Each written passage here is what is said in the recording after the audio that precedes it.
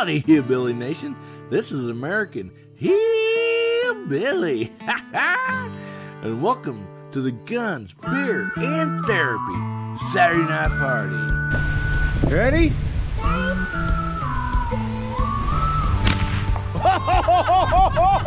Look at that face!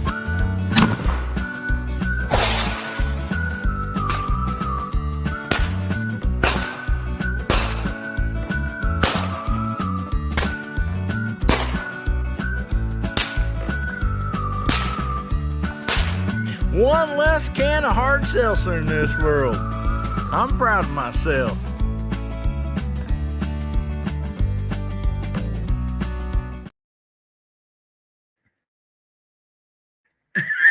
The Hillbilly Nation. Man, I'm glad to see you tonight. Oh my goodness. I had some terrible internet troubles and I am so sorry for this. I'm so sorry to keep everybody waiting. I apologize from the bottom of my heart. I mean, I even wore a fancy shirt and a fancy hat because I'm going to have to drink one of these doggone things, one of these hard seltzers. I know my stomach's not feeling good at all, but I'm a man of my word.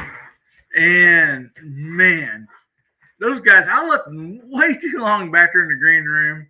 I can't even explain what all went on back there. I mean, they're wild, man. They are.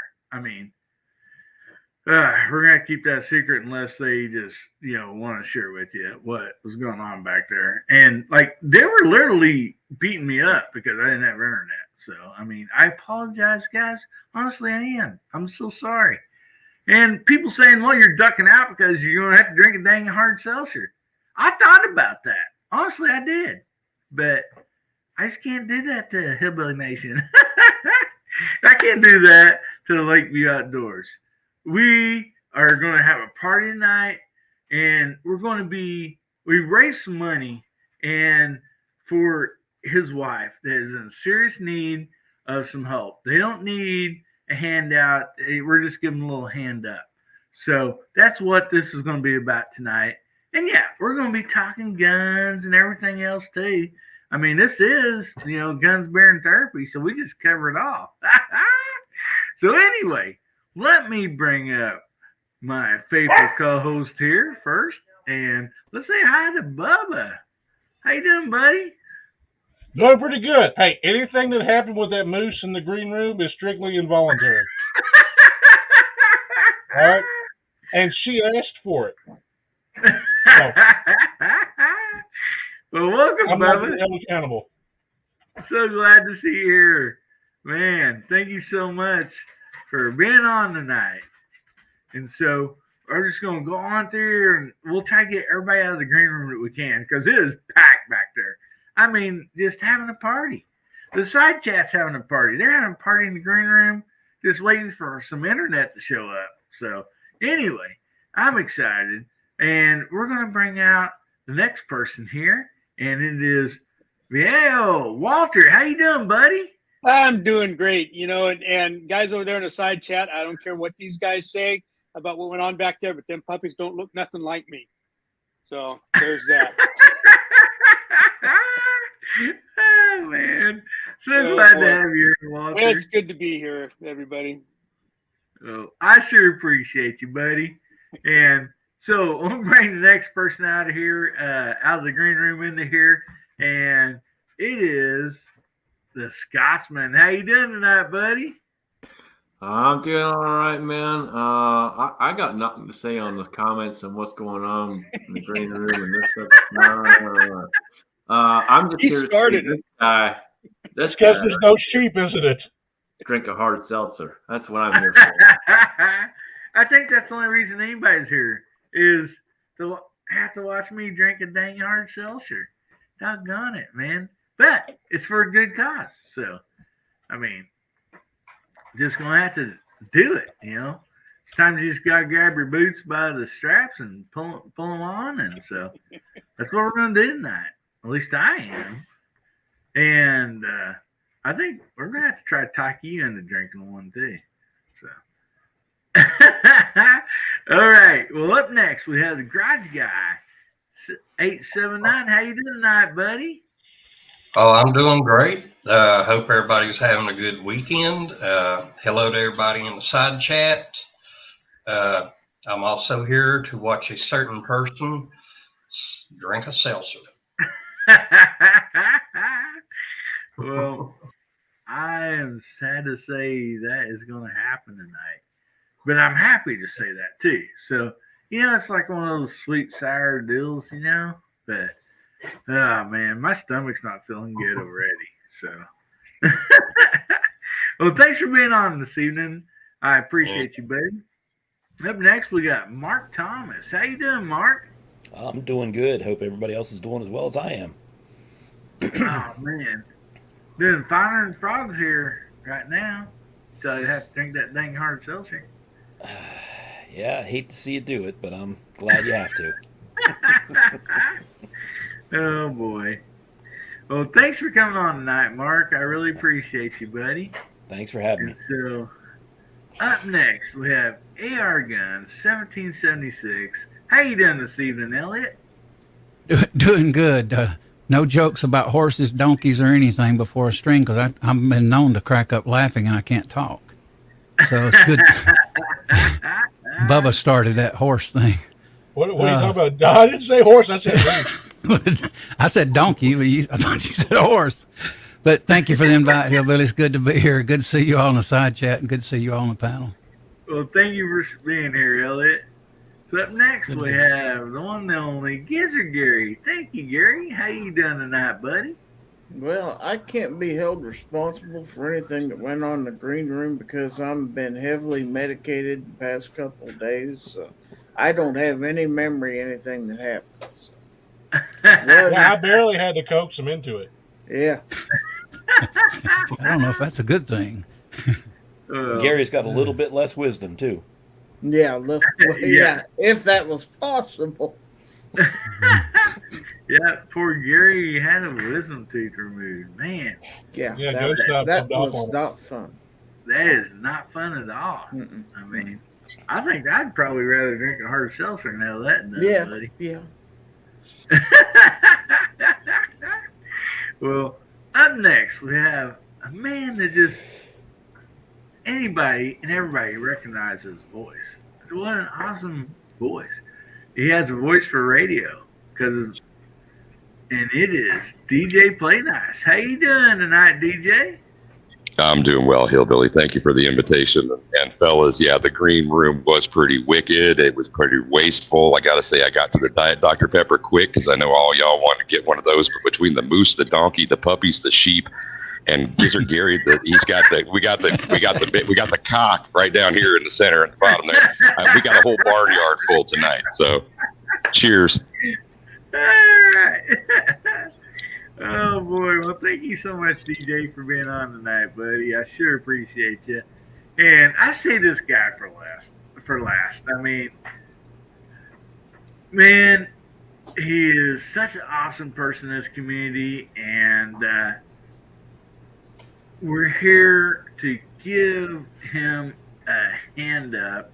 He didn't ask for any of this, but Scotsman found out, and Scotsman does what the weasel does. I mean, he just goes to work. And, I can't say enough about Lakeview because he is such a good guy. Great channel. And, we're here to help raise some money to help his wife. And so, with that being said, this is the reason I'm going to be drinking a hard seltzer tonight. So anyway, I'm going to bring on Tony, Lakeview Outdoors. How you doing, buddy? Oh no, and he froze. I'm backstage. Can you hear us, buddy? We see you. Okay, there we go. Can you guys hear me? All right, there we go. So I'm not the only one having internet trouble tonight. Yeah, I don't know what's going on. I've been experiencing tons of buffering tonight. I'm trying to figure out what the heck is going on. It's probably because I'm having to drink a hard seltzer. Yeah, it's probably that hard seltzer that's messing up all the internet. It's definitely not the moose's fault, or the horses, or the donkeys, or the sheep, or the cock. So, thank you so much, Tony, for being here tonight. And we're just going to have fun. We're going to have a party. Even though, you guys are going through some hardship, we're going to try to put along some smiles and some help along with it, buddy. And, that's what this community is about, is just coming together. And so, anyway, I would like to ask, since he's so good at it, Walter, call out something for a side chat, and I'd like to ask Gary to recognize our side chat there. So, what do you got for us tonight, Walter? Oh, Seltzer. Seltzer. All right. So SELTZER, you guys. You betcha. So everybody type in Seltzer. And Gary, if you wouldn't mind, would you shout out our side chat there, buddy?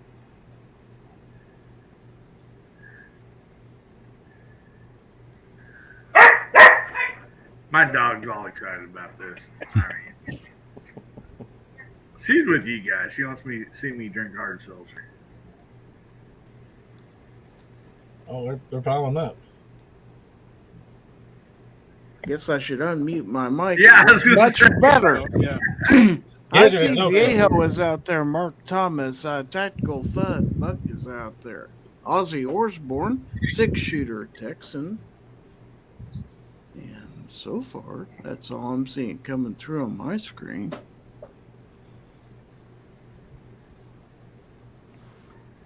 Come on, guys. Go ahead and put seltzer in the comment side. I guess that counts. We'll count C&T Designs and Arms. Coop is out there. He did have the word seltzer in his comment, so that works. Here we go. Dwayne 7834 Beefer Baron is out there also. Let's see, Woods just popped in. Somebody, DJ Play Nice is out there, and then somebody said whiskey instead of seltzer. I think that works too. For the Scottish American, Casey Dolph is out there. Woods says seltzer or Zima. I already threw up on Zima once before. Wow, Zima, that's a throwback for sure. Got a little age on that comment. That's old school. I was going to say tapioca pudding. No, Alaska Wine Indies up there. Anybody else?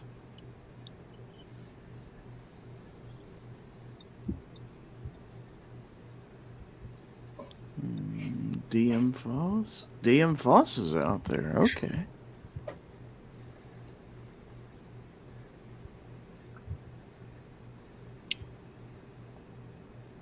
Scotsman, I bet they don't have Zimas back home, huh? Okay, what in the fuck is a Zima? Well, I think Woods is out there in the text chat. I think he said it best. He said Zima is the original White Claw. Yeah, we're talking about a beverage that was out in late 80s, early 90s? Yeah. Yeah, 100%. I actually think it was in the 70s. I'm gonna go with probably a hard no. I have no idea what the fuck you're talking about. You used to find a lot of empty Zima cans under the bleachers at the high school. Yeah. First time I remember it was in the 80s, so I don't know when it started, but I know it's like drinking Alka-Seltzer. If anybody's ever drank the old Alka-Seltzer tablets that you put in the, glass of water. I still take those. That gets rid of my colds. All right, I like Alka-Seltzer. Well, if you like bubbly stuff, you might like that. And Red Bull. He says sheep's lie.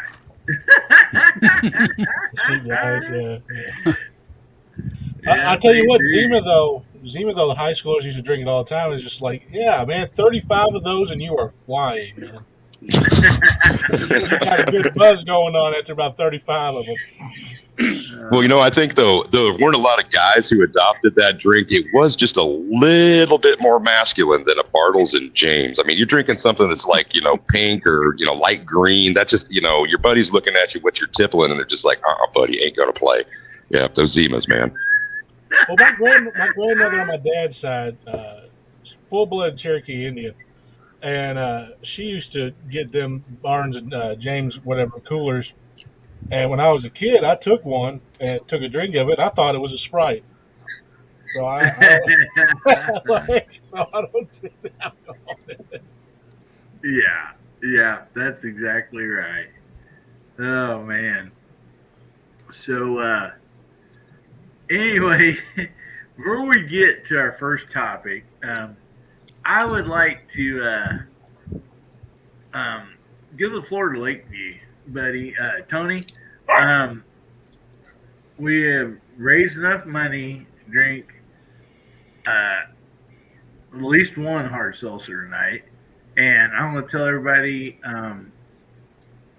if anybody did not catch the video, my first guns, which Jamie had started, off of like the Scotsman, and all that stuff. It said on there, like, you can email me and I'll give you my address, my Cash App, Venmo, whatever. So to add on to those totals tonight, we've already got enough to drink for me to drink at least one hard seltzer. I will tell you that. And the minimum was $200. So if anybody wants to pledge anything on here tonight, we'll go ahead and count that also. So, and if you do pledge something on there, please, email me and I'll give you whatever you need, into information to, donate to Lakeview and his wife. And so with that being said, Lakeview, would you like to share what's going on with your family, buddy? And I know it's kind of hard, and it just sucks, buddy. But there is hope. I mean, there is hope. So, anyway, would you like to share, anything on this? Sure. First of all, I want to thank everybody for being here. Everybody for your thoughts and your prayers. I've received a ton of nice messages. I mean, I'm just overwhelmed with the kindness out there, and it's really nice to see that there's some kind human beings out there. I appreciate each and every one of you like you would never know. But yeah, it all started. Hang on, give me a second. You bet, buddy. Take all the time you need. And guys, this is somebody that asked for none of this. Ain't that correct, Scotsman?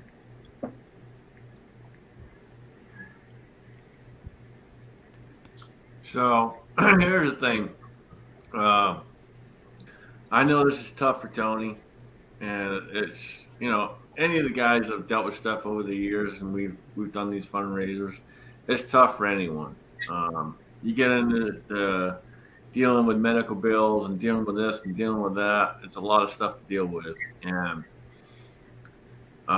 Tony's got a lot of stuff going on, and so I understand when it's hard for him to talk about that, and we're just trying to alleviate some of the burden. And we've had some incredible people step up to the plate, including the latest one, which is Edward Petty, who has thrown out there a beautiful, unfired Winchester 94. And to me, that's just an incredible feat. And I've talked with Edward a few times in the past with other giveaways and fundraisers that we've done. And he's brought up having this Winchester, and I always told him no. There's something else that this is for, something else that this is meant for, and no, we're not going to use it for this. We're not going to use it for this. And then this came around with Tony, and again, he reached out to me and said about it. And at this point in time, I thought it was the perfect opportunity. And so here we are. And already we've had a few donations in the last couple hours right off the rip on that. And guys, I can't thank you enough. Trust me, I know Tony appreciates what you guys are doing. I appreciate it more than I can say, because when I do these things and I ask you guys to step up to the plate and help and donate money, I know you guys have a lot of time involved. I know you guys have everything else going on in your lives, but you stop and you do so because you want help on the community. You want help on the community. And to me, that's a huge deal. And so when I say I appreciate it, I really do appreciate it. It means more to me than you guys ever know. That's really all I can say. It's a tough situation for many, many folks over the years that we've had. You know, Mr. Holster, I got Mr. Holster's shirt on, and we all know and miss Mr. Holster. I talk to Mrs. Holster constantly. I talk to her at least once a week and make sure she's okay. It's what we do. We all stick together. We all help each other.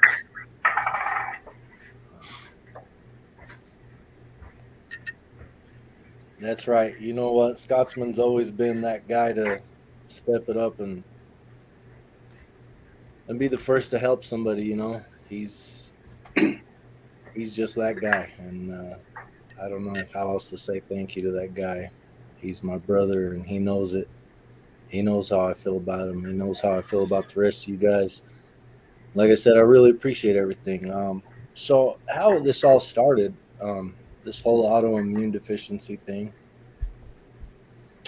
on or about February 26th, my wife stepped on a belt buckle that was left on the floor, and it penetrated her foot. She had to go into the doctor and get it cleaned up and stuff, and they told her, well, there's nothing, they couldn't stitch it or anything because there's nothing you can do for a puncture wound. So they basically cleaned it up and sent her home and told her, well, you're going to need a tetanus shot. So she had scheduled a tetanus shot. When she got this tetanus shot, this is where the problems began. This is where we think she got the Guillain-Barré syndrome from. They said a lot of times it can be transmitted through vaccinations.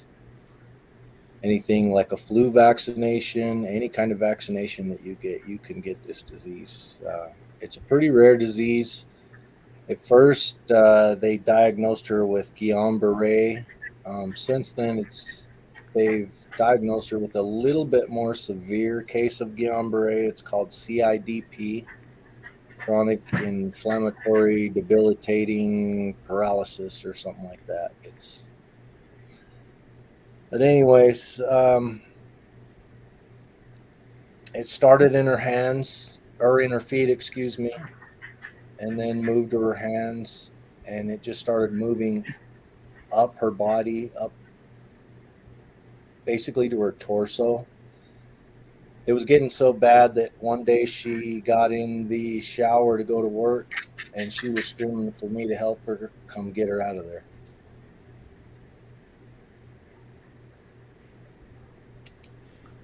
That's hard to see somebody like that. Yeah, it's hard. It really is. So after that, I told her, well, we're going to take you to the ER. We took her to the ER, and they basically, she's got great insurance and everything, but they try to turn us away and tell us, well, you need to go see your primary care physician, which we had already done. And we tried to explain this to them. Well, this is the dates, and it's been a month now, and this is what's going on. And she's losing more sensation in her hands and her feet. So finally, they brought in other doctors. They started doing reflex tests and different stuff on her, and she was getting absolutely no reflexes. I mean, they were going to town on her knees, and they were getting no reflexes. So they started doing just about every test you can think of. They did a spinal tap, they did a CT scan, they did an MRI. They actually did 4 of them. Tons of lab work, just extensive stuff, and still to this day they call her the mystery case, basically, because they can't quite figure out what the heck is going on with her. She has lost 32 pounds since this has all started.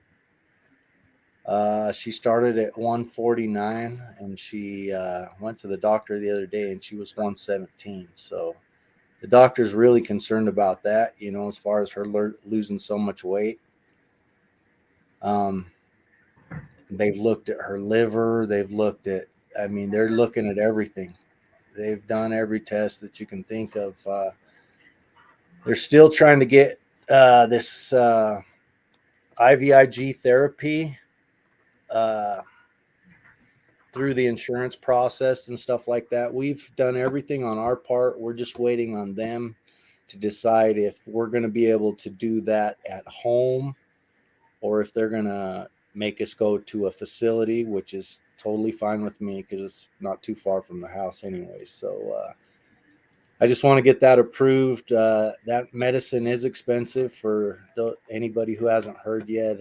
After the insurance's cost, my wife's cost is $1,800 per bottle. So wow, it can get pretty spendy pretty fast, and she's got to have that once a month for at least a year. Yes. And it might be longer than that. Right now, she's on short-term disability. She only gets 60% of her wages. And it's just frustrating. It really is. Brother. It's frustrating to deal with insurance companies.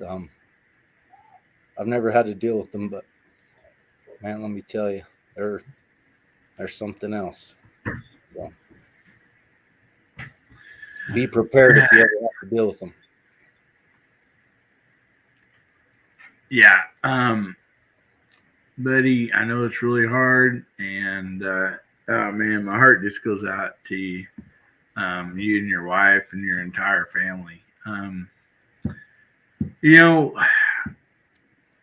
It's something that some of us, may have faced something, a mountain in front of us that looks so big, and but together, with prayers and everything, those mountains can be overcome, So, I just want you and your wife and your family, to, know that we are here to support you.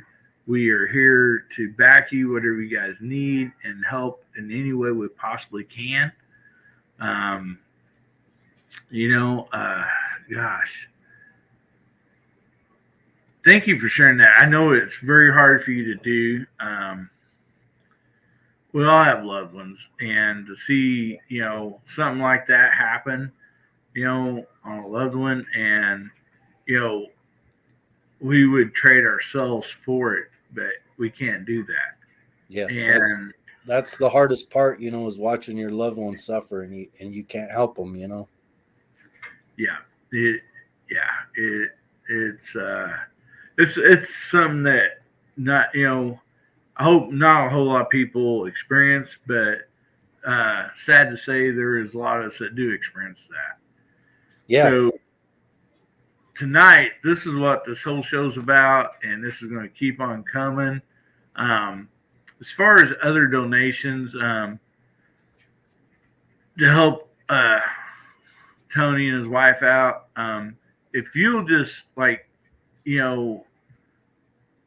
ask or whatever, we will put out emails. Scotsman, you have an email. I'll put out my email too, to where you can get a hold of us and we can get this money and help to Tony and his wife. Here's my email right here. And so, I mean, if you want to, send it, anonymous or whatever, I mean, that's fine. But you can get a hold of Scotsman, you can get a hold of me, pretty much anybody that's having something to do with this. Jamie, there's other people, Chris. Get a hold of any of us, and if you're wanting to help them out, we can get the money to them, and it's every penny, So, don't you worry about that. Every penny that you guys want to do to help them, we will get that taken care of. So, Tony, it's been rough on you, and I know, buddy, but let's take a little bit and let's have a good time, bud. Okay? Let's do it. Let's do it, and we'll have a good time. Guns, beer, and therapy. This is what it's about. Community coming together. We're going to have a good time. We're going to laugh, love, and all that stuff above. So anyway, I want to thank you so much. Thank you for, putting your heart out there for us. I know it is so hard. I mean, oh my goodness.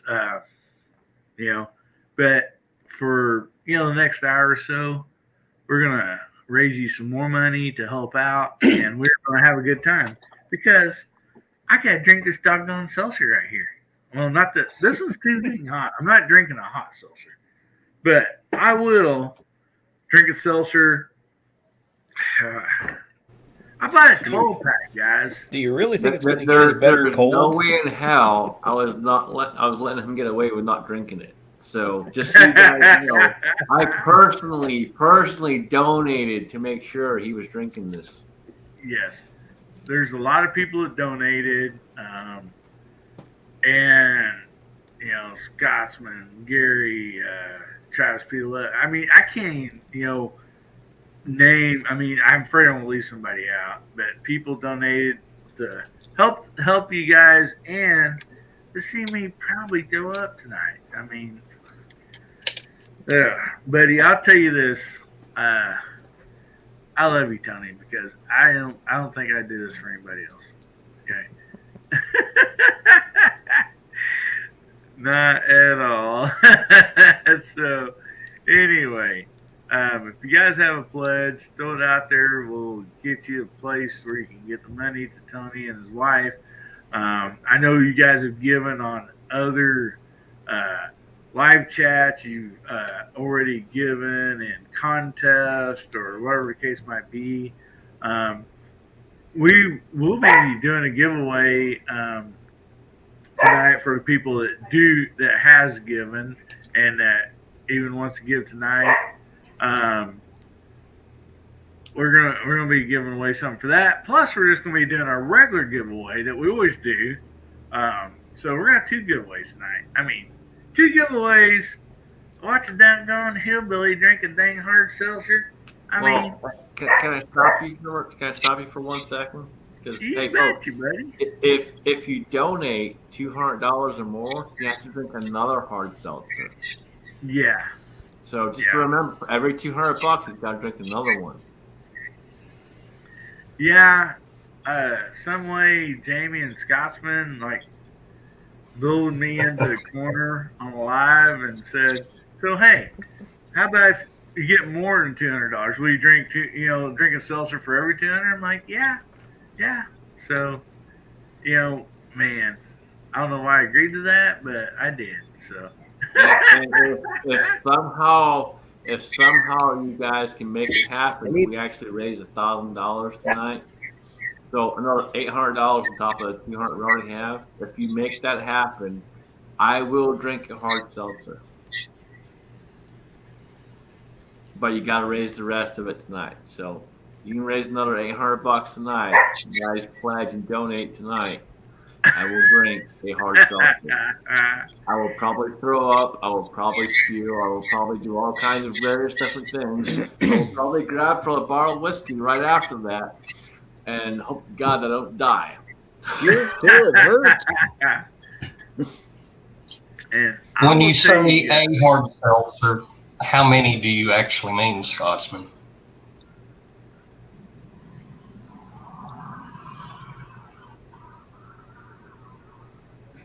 Say that again, buddy. Mark, I don't think he heard you.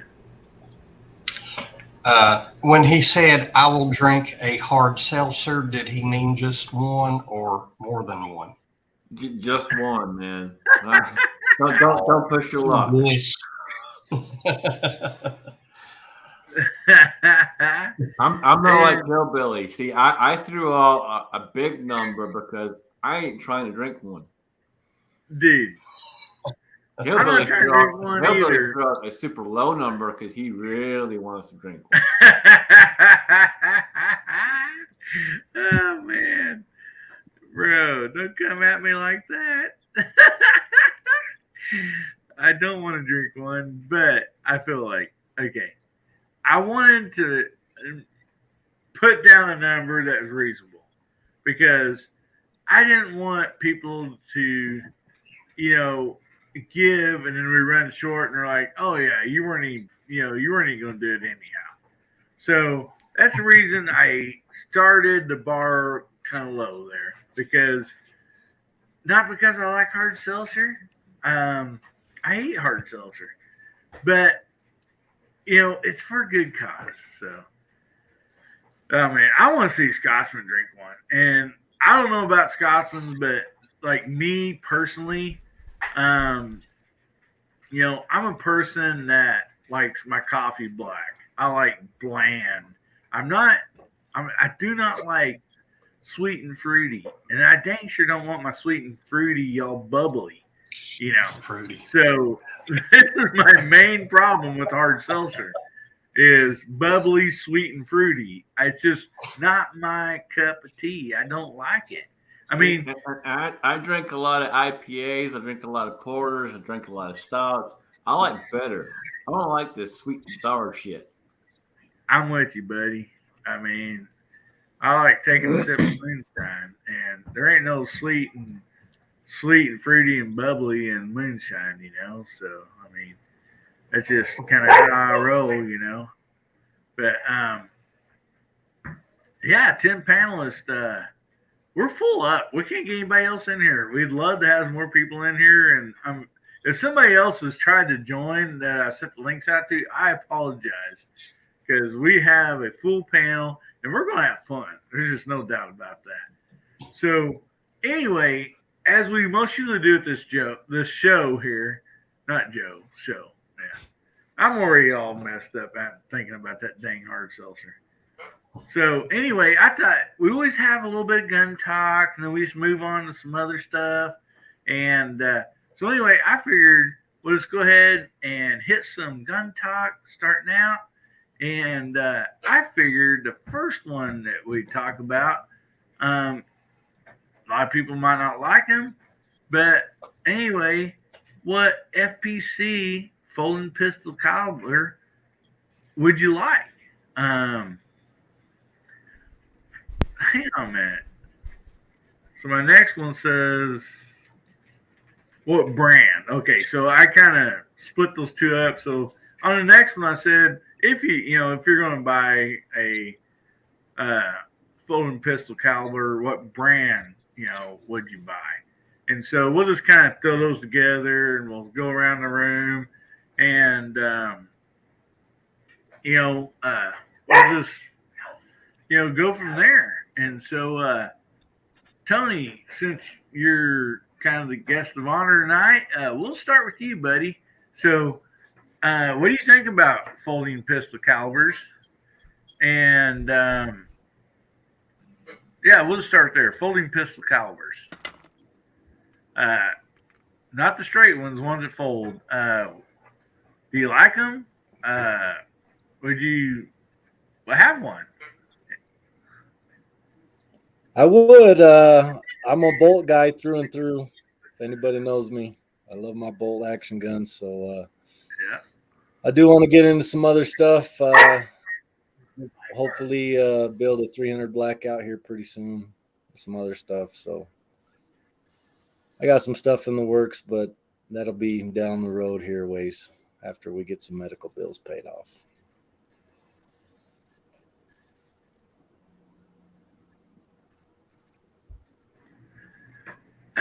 All right, buddy. So we'll just move across the room here, and we'll go to DJ next. So DJ, any folding pistol calipers in your future? What do you think about them? Yeah, I've been a late adopter to the AR platform, so I set out to build. That was going to be my first build. Now, I've had a couple of, I've been lucky enough to have a couple of uppers come my way that are not in the caliber that I wanted. Now, this is not a pistol caliber, but like Lakeview, I was thinking about doing a 300 blackout folder. I live urban, so that kind of made sense to me as a truck gun. And I will eventually get around to that. Don't have any of the gear that I need for it. But if I was going to pick a pistol caliber, probably the 9. Again, it's ubiquitous. It's out there. It's as proven as anything else in a PCC.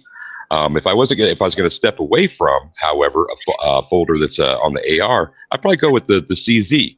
I almost got into one of those Scorpions early on and decided to pass by, see how they did, and they've done pretty well since their introduction. So that'd be it for me.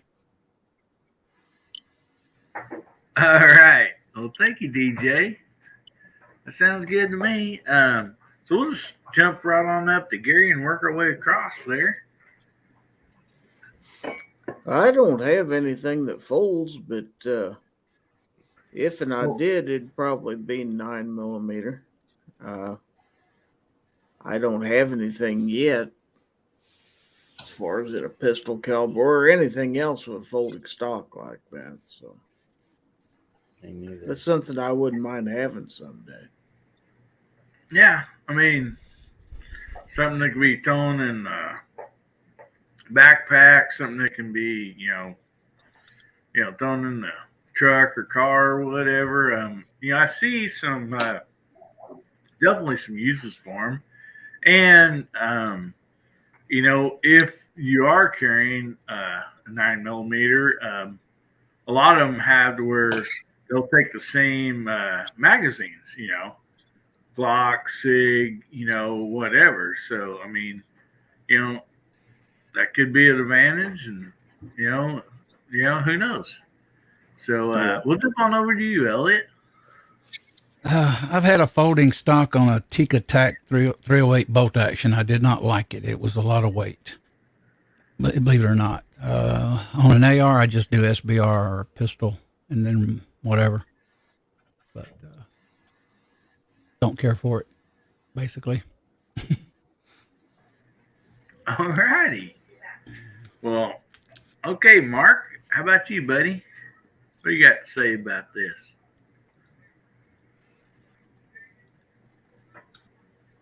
Mark Thomas or me? I'm sorry, Mark with a C. Trying to go across the deal here. Mark Thomas may have stepped away for a second, so we'll go ahead and go to you, Garage Guy, and we'll get back to Mark when he gets back on here. All right. Personally, I don't have any experience with anything with folding stock, but the caliber I would go to would be 9mm. It's plentiful, and there's some of them out there used Glock mags, Ruger, Sig, compatible. Just something plain Jane simple. Yeah. Mr. Bob says my wallet folds, not so much my guns. I like the Foxtrot Mike 9mm.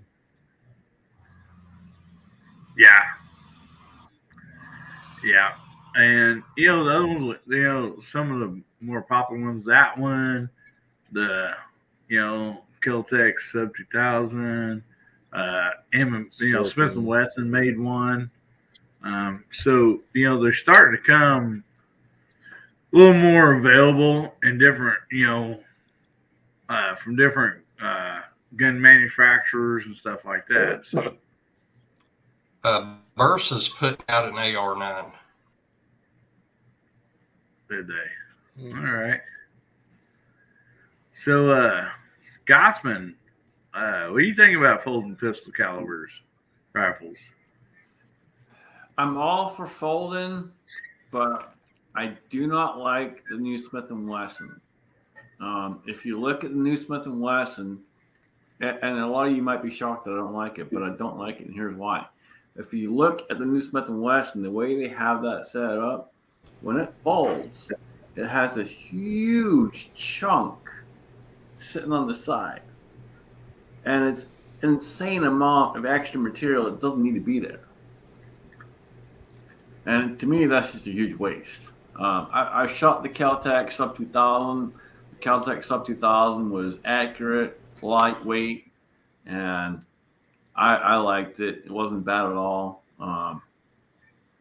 Yeah, they're picky with ammo and so on and so forth, but for the most part, overall, it was a pretty good firearm itself. But not impressed with the new Smith & Wesson.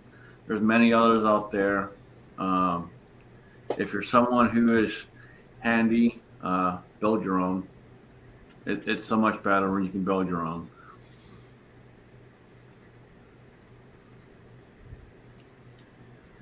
Yeah, and I mean, I agree with you on that. You know, you can get one right out of the box or build your own, and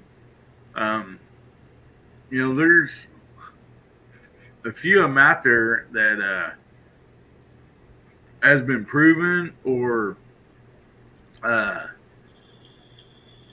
you know, we're starting to see a few flaws in them and stuff like that. So I think it's like everything; they'll eventually come down to one that really works well. And so we skipped Mark with a C a while ago, Mark Thomas. So we'll go back to you, buddy. Folding pistol calibers. Do you like them or anything? Have you shot one or anything, or is that something you would think about buying in the future? Nah, I got zero experience with them, and probably not much more interest. I just got no use for it. I would rather have a small rifle or just a regular old revolver, something I can put right in my hand. I don't need anything, origami weapons. Just give me a damn gun. Well, I feel like you're answering for yourself and the CW. Yep, probably. All right. Well, thanks a lot, Mark, and we'll jump right back up onto you, Walter. So, what's your thoughts on these? Well, you guys do know that I live in California, right? So we've got all kinds of restrictions on what can and can't be on a semi-automatic firearm, and two of them is telescoping and folding stocks. So they're illegal in California. We can't have them. Well, I won't say you can't have them. You can't have them legally in California. Yeah. I don't know if I'd want one anyway. I'm kind of in the camp of I don't really see the use other than as a plaything, which I have absolutely no problem with. I don't see a real functional use for it. It's not something you'd necessarily want to carry, unless throwing it under the seat of your truck or something like that. Get yourself a rough and tumble stainless steel unit with a old school choke folding stock on it or something like that, and go for that. But I don't see myself really wanting one. There's other firearms I'd rather have before I'd have something like that. But if I were to have one, the caliber would probably be 10 millimeter. That'd be about the only caliber I could see having one in. Even over 45 auto or any of the rest, as far as handgun calibers, I think 10 millimeter would be the way to go. But maybe High Point's got one. Well, if High Point had one, there'd be a rubber band around it. or something. No doubt about it. And it would probably run. That's the bad part about it. So yeah. Well, so Bubba, what do you think? I know, like, you ain't gonna have one that has Glock mags in it, probably, or anything that has to do with Glock. Well, hold on now. Before we bring up Glock or anything like that, I will say that Glock mags are probably the best mags I've ever shot.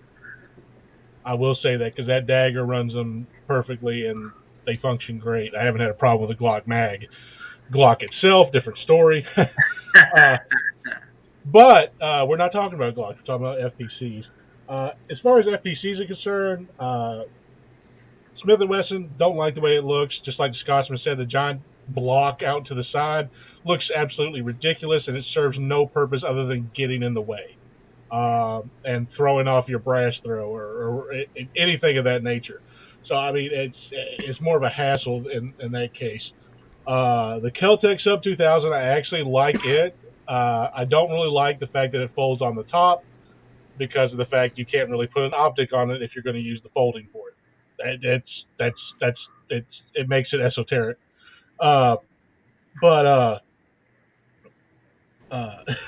Did Bubba just use the word esoteric? Yes, I did. It is out of his vocabulary, but he did. Okay, hold on. I gotta stop for a second.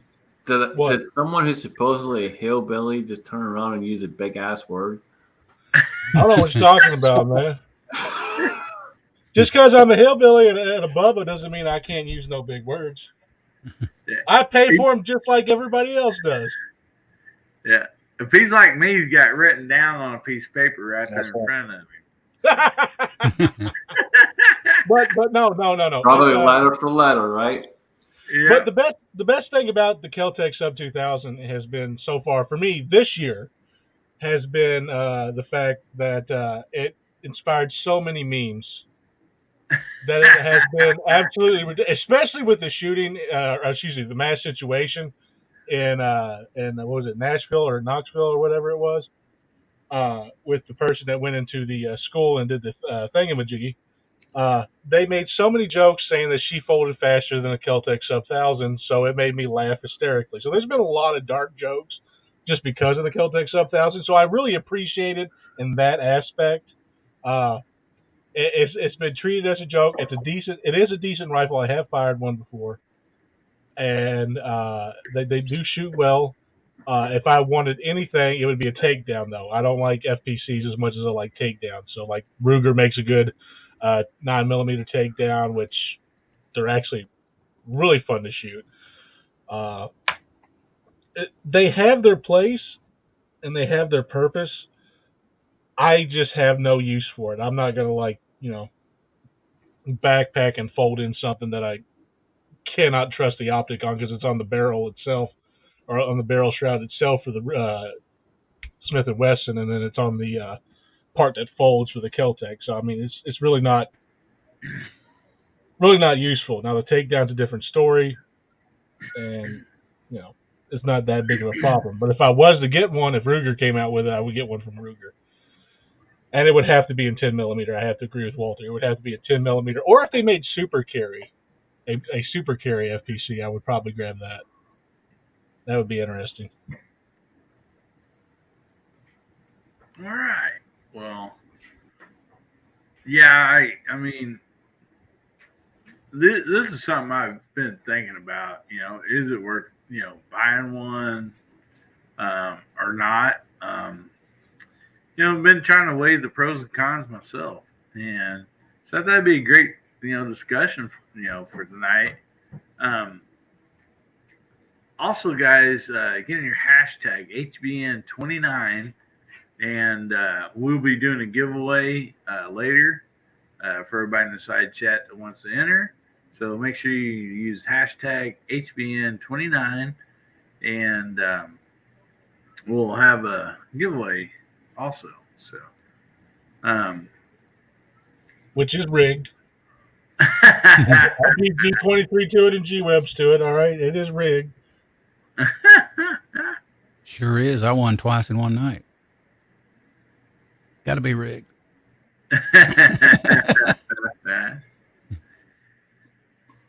Oh boy. So these hashtags are not showing up on my computer.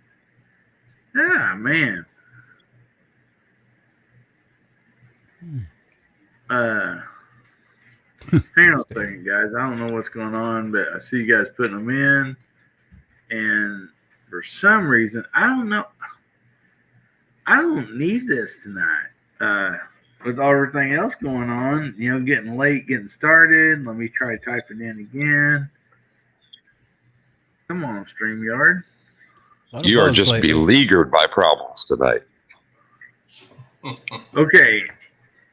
There we go, the big words again. Yeah, I know it. Everybody start. I can't. Everything's being a pain in the ass tonight, ain't it?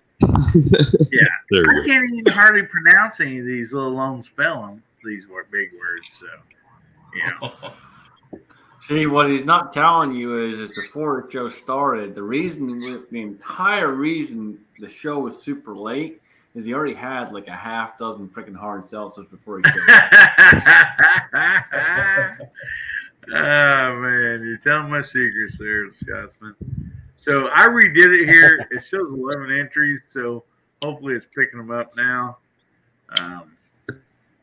So anyway, guys, make sure you get the hashtag in, hashtag HBN29, and we'll be having that giveaway here after a bit.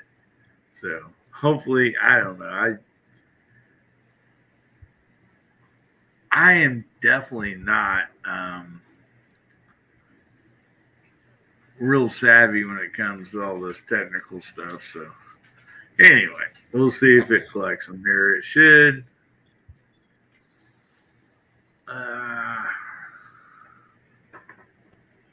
Well, while you're getting that done, hey, I forgot to mention that 450 Bushmaster that I got actually came with stickers. This is the first time BCA sent me stickers. Oh, yeah? Yeah, I got that one right there, which actually looks pretty cool. I actually like it. I like the green. And then just one of a giant bear roller.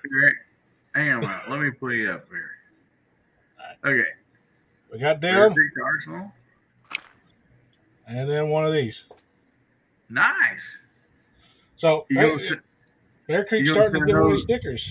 You want to send those over to Gary so he can give them away?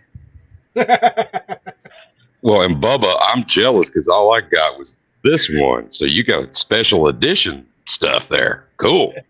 Which one do you get? Oh, nice.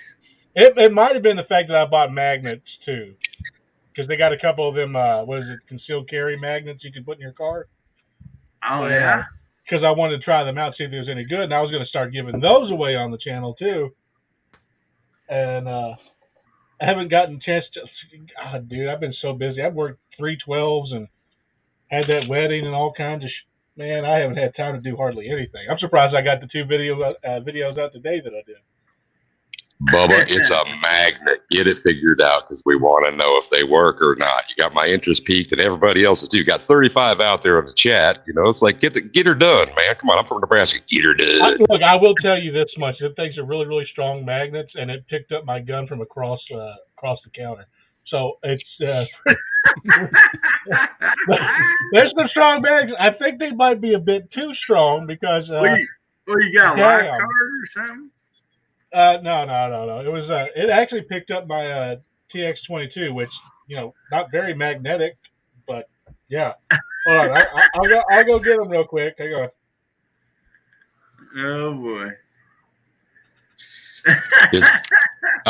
Just to pause because he brought that subject up. If you don't mind, Hillbilly, does anybody else run a rig like that, either at home or in their vehicle? Because I certainly have considered it for vehicle use. And it was just the other night, I switched over from my usual semi, and I was carrying a revolver. And I was like, man, I'd rather have this away from my hip and right down here. And so I kind of did the imitation of what it'd be like on this left side of the center console right side of the center console, and then I just kind of went, what if it was up under here underneath the steering wheel? I mean, this was in a sedan, not a truck. So I had a little bit less room to work with kind of thing. And magnets, when I first heard about them, I was like, maybe that'd be a solution. So anybody else run a rig like that? Yeah. Believe it or not, there's one on my side-by-side mounted to the dash that carried a Taurus Judge. And with, going down the trails around here and stuff, and the vibration and stuff, that thing just did not move. I mean, because, in the woods around here, there's certain little varmints or creatures that might be crawling that, don't have anything good for you. You know what I mean? And so it actually held that Judge on there really nice. I mean, I was surprised. So what do you got there, Bubba? Let me pull you up, buddy. All right, so yeah, they actually have improved their boxes too. So they actually got their logo on their boxes now too. So them and Monster both have started getting better packaging and stuff. So that's been pretty cool here lately. But they got that, and it's just a little bitty rig, some hardened polymer plasticish type deal for the casing, and God dang it. Okay. But yeah, we got the logo on it, and it just sits right there, and so it's pretty magnetized. Just a couple little bitty screws in here, for setting it up. But I mean, I can't show you the actual gun because they won't allow you to show guns on stream. So yeah. Thank you for that. Well, and Bubba, it looks like you got pretty big paws there. Like, about how wide is that channel? Would it be like that's to accommodate a barrel width kind of thing? Couple 3 inches in there? Let's see. Okay, My hand is about 5.5 like to 6 inches wide. Holy Bubba. That's a lot of Bubba. Well, my wrists are 12 inches wide, so yeah. Don't be measuring anything else on this channel, buddy. It's a family channel. I didn't even say it. That was you. That's all you. Well, we got a bunch of reloading guys in the chat. Maybe can somebody loan Bubba a micrometer? Sorry, Bubba. I got calipers too,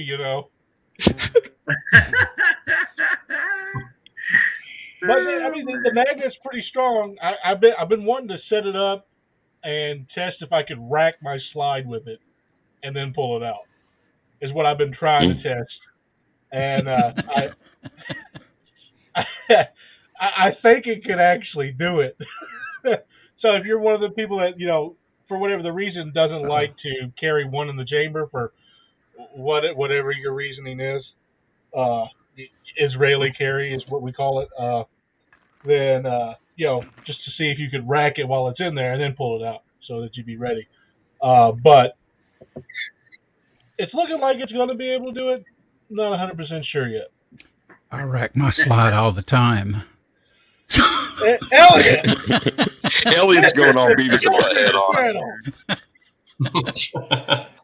We can't have that talking here. This is a Christian Minecraft server. Hey, I'm talking guns, man. Yeah. I want to address this real quick. Thanks to Scotsman for sharing this stream. If you're over on Scotsman's stream, you will have to click on the link for your hashtag to actually enter the giveaway. So there's no problem with you winning. It's just the only way this will pick it up is if the hashtag HBN29 appears on the mainstream. So if it's not showing up on the mainstream, then you'll have to click the link for Hillbilly Up or whatever for it to show up. And thanks for sharing that, Scotsman. I really appreciate it. Guys, the stream sharing. I want as many people as possible to see you drink a hard seltzer. Well, man, I appreciate that. And the stream sharing from what we've been doing and testing, I know some people's kind of against it, but it really has helped bring more of the community together. To be honest with you, we tested it kind of a little bit on Georgia Shooting Connection, Gizzard Gary, a few different sites. And what happens is some people might not know, okay, this stream's going on, but when it's shared, then they'll know, and everything's great with it. But in order to enter the contest, you will have to go to the main chat to enter that. And it's not just on this one, it's on any of them, because StreamYard, they will not pick up the hashtags unless they are on the main chat. So anyway, Right. thanks again, Scott, for sharing that. So I'm streaming this, and I have to have 2 separate live chats going so I can see what you're commenting on my channel and you're commenting on Hillbilly's channel too. So I have 2 separate lives over here, and then the main thing over here. So yeah, and so if you'll just click the link on the YouTube or up there where it says, see, what is that? Copy link or whatever, share. And if you put that in there, then they can click on that, and then their text, will show up on the main chat. And so it's just a funnel, that comes through. But as far as that goes, I can see and highlight everybody's comment, but I cannot put your hashtag in to the giveaways unless you do it yourself on the main chat. So anyway, I just want to let everybody know that, because I don't want anybody to think, oh man, I put that in, but I did not get entered, So Bubba, do you have something to say, buddy? Yeah, before I forget, my buddy Boomstick, which by the way, he started making videos again on this second channel. All right. So he's wanting me to get in on this fly swatter challenge. Was it Day at the Range made it, right? Yeah, Day at the Range. Is it 25 yards or something like that for the shots? Boomstick, or do you remember? I think it's 20. I'm pretty sure it's at 25 yards or something like that. Yeah. But I will try to do that as fast as I possibly can. Is there a deadline for it or anything? Anybody know? I'm not for sure. I have to go back and watch it, see what the deadline is. But 50 yards. You want me to she takes the size of a fly at 50? Jeez. Hey, the Clampets could do it at their mansion. They're shooting flies off the wall out there across the mansion yard, So yeah. What they didn't tell you was those flies are the size of trucks. We call them New Yorkers. The flies? Yeah. Oh yeah. All right. So Hillbilly, you've been going for just over an hour, man. Are you planning on what you planning on? 2 hours or? We'll do an hour and a half at least. Right. Well, you're just over an hour, so is it time to drink that? Is it time to drink that hard seltzer? Time to pop the top. Oh man. Yeah, boy. I will tell you what. Listen, go get you a little umbrella and we'll be straw and make it complete. Well, and before anyone else says anything else, you got to blow yourself up, man. You got to be full screen. Yeah, I understand. One other thing. Yeah. One thing. And when you do drink that hard seltzer, hold that pinky out. And Hillbilly, we know that you're smart enough to have something pre-staged, so we want to hear and see that when you open it up, there's nothing off to the side. It's just got water in it, son. Oh yeah, buddy. Matter of fact, you got to cut a rush hole in there. You got to chug that something. Oh. I don't think I can shotgun a hard seltzer, guys. I'm sorry. But yeah, definitely. I already thought about that. I thought about ways of cheating, and I was like, no, just can't do it. But yeah, I will get the hard seltzers set up here and ready. I'm going to give you guys another topic and let you guys go through the room on this. And I will get that all ready while you guys are doing that. I got one more thing for you, though, Hillbilly, for you. All right, buddy, what is it?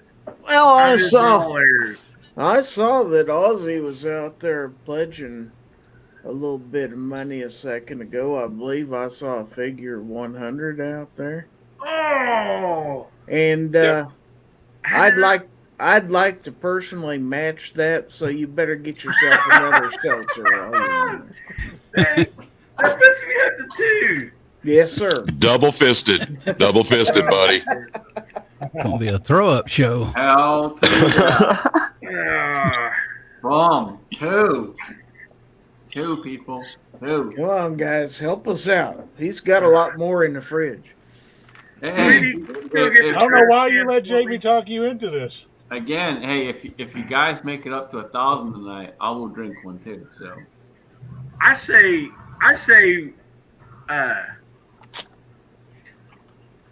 let's meet him halfway, Scotsman. So we're already at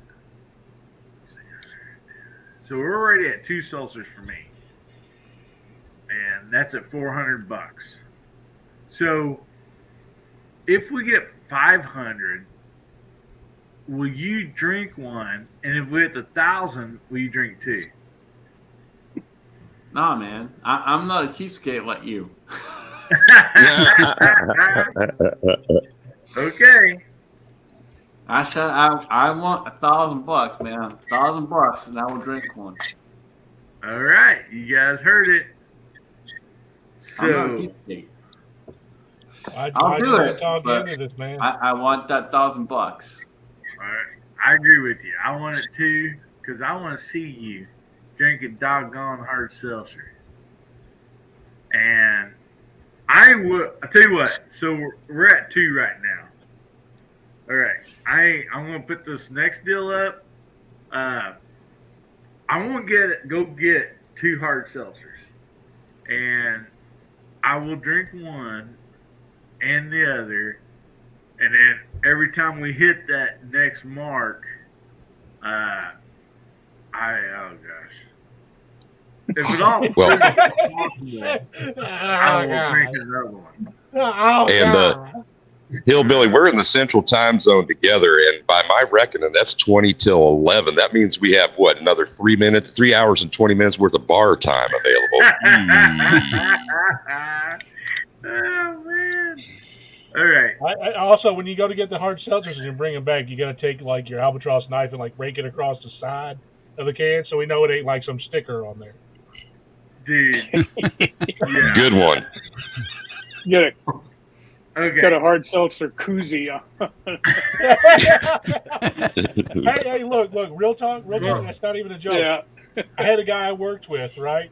And he had a koozie that literally made any beer that he had look like it was a Mountain Dew can. Like it was Yeah, I remember those. fitted perfectly onto there. Nobody knew he was drinking. Nobody. Well, I will tell you that the koozie for hard seltzer would be a pair of yoga pants. Oh man, I'm not wearing that yoga would be pants. appropriate. Where's 2 Live move when you need them to laugh? We'd have to raise $20,000 to see me in a pair of damn yoga pants. But anyway, start laughing at them. I won't put up the next topic. You guys know how it goes. Go around the room. Okay. Let's see. All right. Here's the next topic. I want to get those hard seltzers, and I ain't gonna let you guys. Oh man, maybe I should wait on that. Okay, I'll be right back. What category? Anything or just booze? I don't care. Coke? I really would like for you guys to have to drink some crap. This is what you call stall tactics here. Exactly. Yeah. Yeah. I'm telling you, Yeah. you started off with my Wi-Fi is broken. I'm not getting this. Blah blah blah blah blah. Dude, he's just trying to stall constantly. Yeah. Hang on, I'm losing internet. No, Yeah, don't even. No. Not buying it. Okay, I'll be right back. You guys take care of this amongst yourselves. All right. So I'll start this. And off he was, with I was just going to say, and he's never seen again. Is the man who never returned. I'm gonna start this off. Worst thing I ever worsty thing you ever drank. Okay. Anyway, so I'm gonna piss a lot of people off when I say this probably, but Gold Peak tea. That is the nastiest shit I've ever drank in my entire life. I'm sorry, that stuff is horrifyingly nasty. I love tea. I love all kinds of tea. But Gold Peak needs to be put down. So there we go. Worst beer I ever drank is any beer at all. I don't like beer. Worst whiskey I ever drank has been Jack Daniels. Any Jack Daniels whatsoever at all. It is disgusting. I'm a bourbon guy, so I like Wild Turkey and I like Jim Beam. And I'm a Kentucky boy, so I'm definitely going for the Jim Beam. So, all right. Walter, proceed, sir. I guess I can't count the gasoline that I used to swallow trying to siphon, right, when I was a kid because I didn't have any money. Oh, no, that counts. That counts. Now go for it. That counts. There's that one. If that kind of thing counts, so there's that.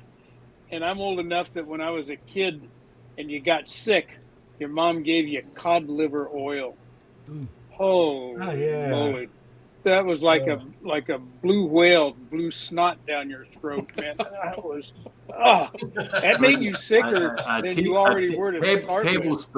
Tablespoonful. Oh man, it was awful. And it was like, that was some nasty stuff. As far as alcoholic beverages go, I don't like light beer at all. And so, name your light beer. If you're going to drink beer, drink something that's got some heft to it. If you don't like that, then go drink something else. As far as Kentucky goes, I'm not a JD guy at all, but Buffalo Tracer for my low end stuff, or maybe Four Roses up the top is pretty good whiskey. Anything other than that, I'm not a whiskey guy either, especially if it comes out of Tennessee. But yeah. So, yeah, I think some of the medicinal stuff that my mom made me drink in the gasoline. Boy, swallowing gasoline is pretty rugged. That'll set you back a couple years. All right, Scotsman, let's hear it, man. Well, I mean, gasoline will make you a man, but yeah. It didn't work on me. Dude, I don't know. On that one, it's. I don't drink Jack. I don't even think I've ever even tried Jack. Yeah. You don't want to. Cheap whiskey and me don't get along. You guys have seen the various things I've had back here and so on and so forth. So, yeah, we don't do the cheap on this side, but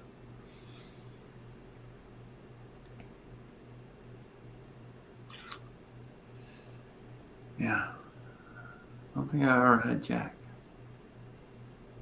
You ain't missed much. Especially the Sinatra stuff that's like $700 a bottle. It tastes like Alka-Seltzers. Make you shake in the morning too, Jack. If you drink a lot of it.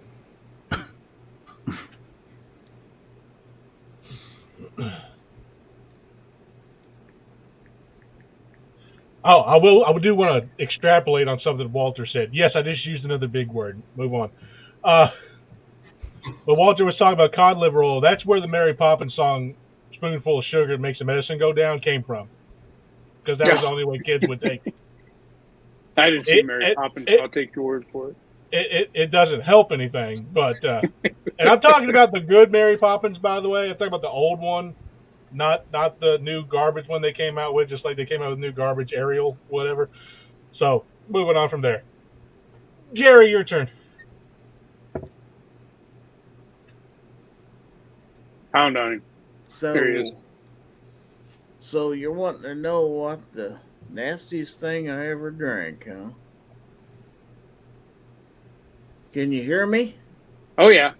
All right. And it's the nastiest thing you ever drank, not the nastiest thing you ever drank with. Ever drank? That's a different one. Ever intended to drink or accidentally drank? Does that count too? Oh, sure. Well, if the gas siphon counts, then definitely accidental drink does too. Well, without going into great details, if you've ever been a tobacco chewer, at one time or another, you've picked up the wrong bottle. If you've ever done that, that is the nastiest thing you will ever do. That one might be the blue ribbon winner right there, especially the Pabst bottle. You don't want to make that mistake twice, do you, Gary? No. I've actually got a story for that too, Gary. So I'll let you keep going, but I got a story for that too. I got a bunch of that kind of stuff. Okay. But is he gonna drink seltzer? We're ready. Are you ready? Do we have more people left to go around the room? Yeah, no, don't try to stall Just this. go ahead. Well, the reason I'm asking is because, oh gosh, Well, hang on. He's trying to stall if he's got to drink 2. So right now he's at 2. And I know. if anyone else is out there and you want to throw in, we can up it to 3. We can up it to 4. And if you really feel frisky, we can up it to 5. Give till it hurts. What I want to know while we finish going around the room here. I don't even know why I'm even asking this. Tony, I love you. I don't even want to do this. But this pack of this White Claw that we got, I noticed there's 4 flavors in here. So I want you guys to type in which flavor I should drink first, okay? And I really don't like hard seltzer. Only one of these flavors actually sound decent. The rest of them, I don't even know why the hell people even drink this. You just look at the flavor and why would you even drink it? So the first one up is raspberry. Okay, that's one. Oh gosh.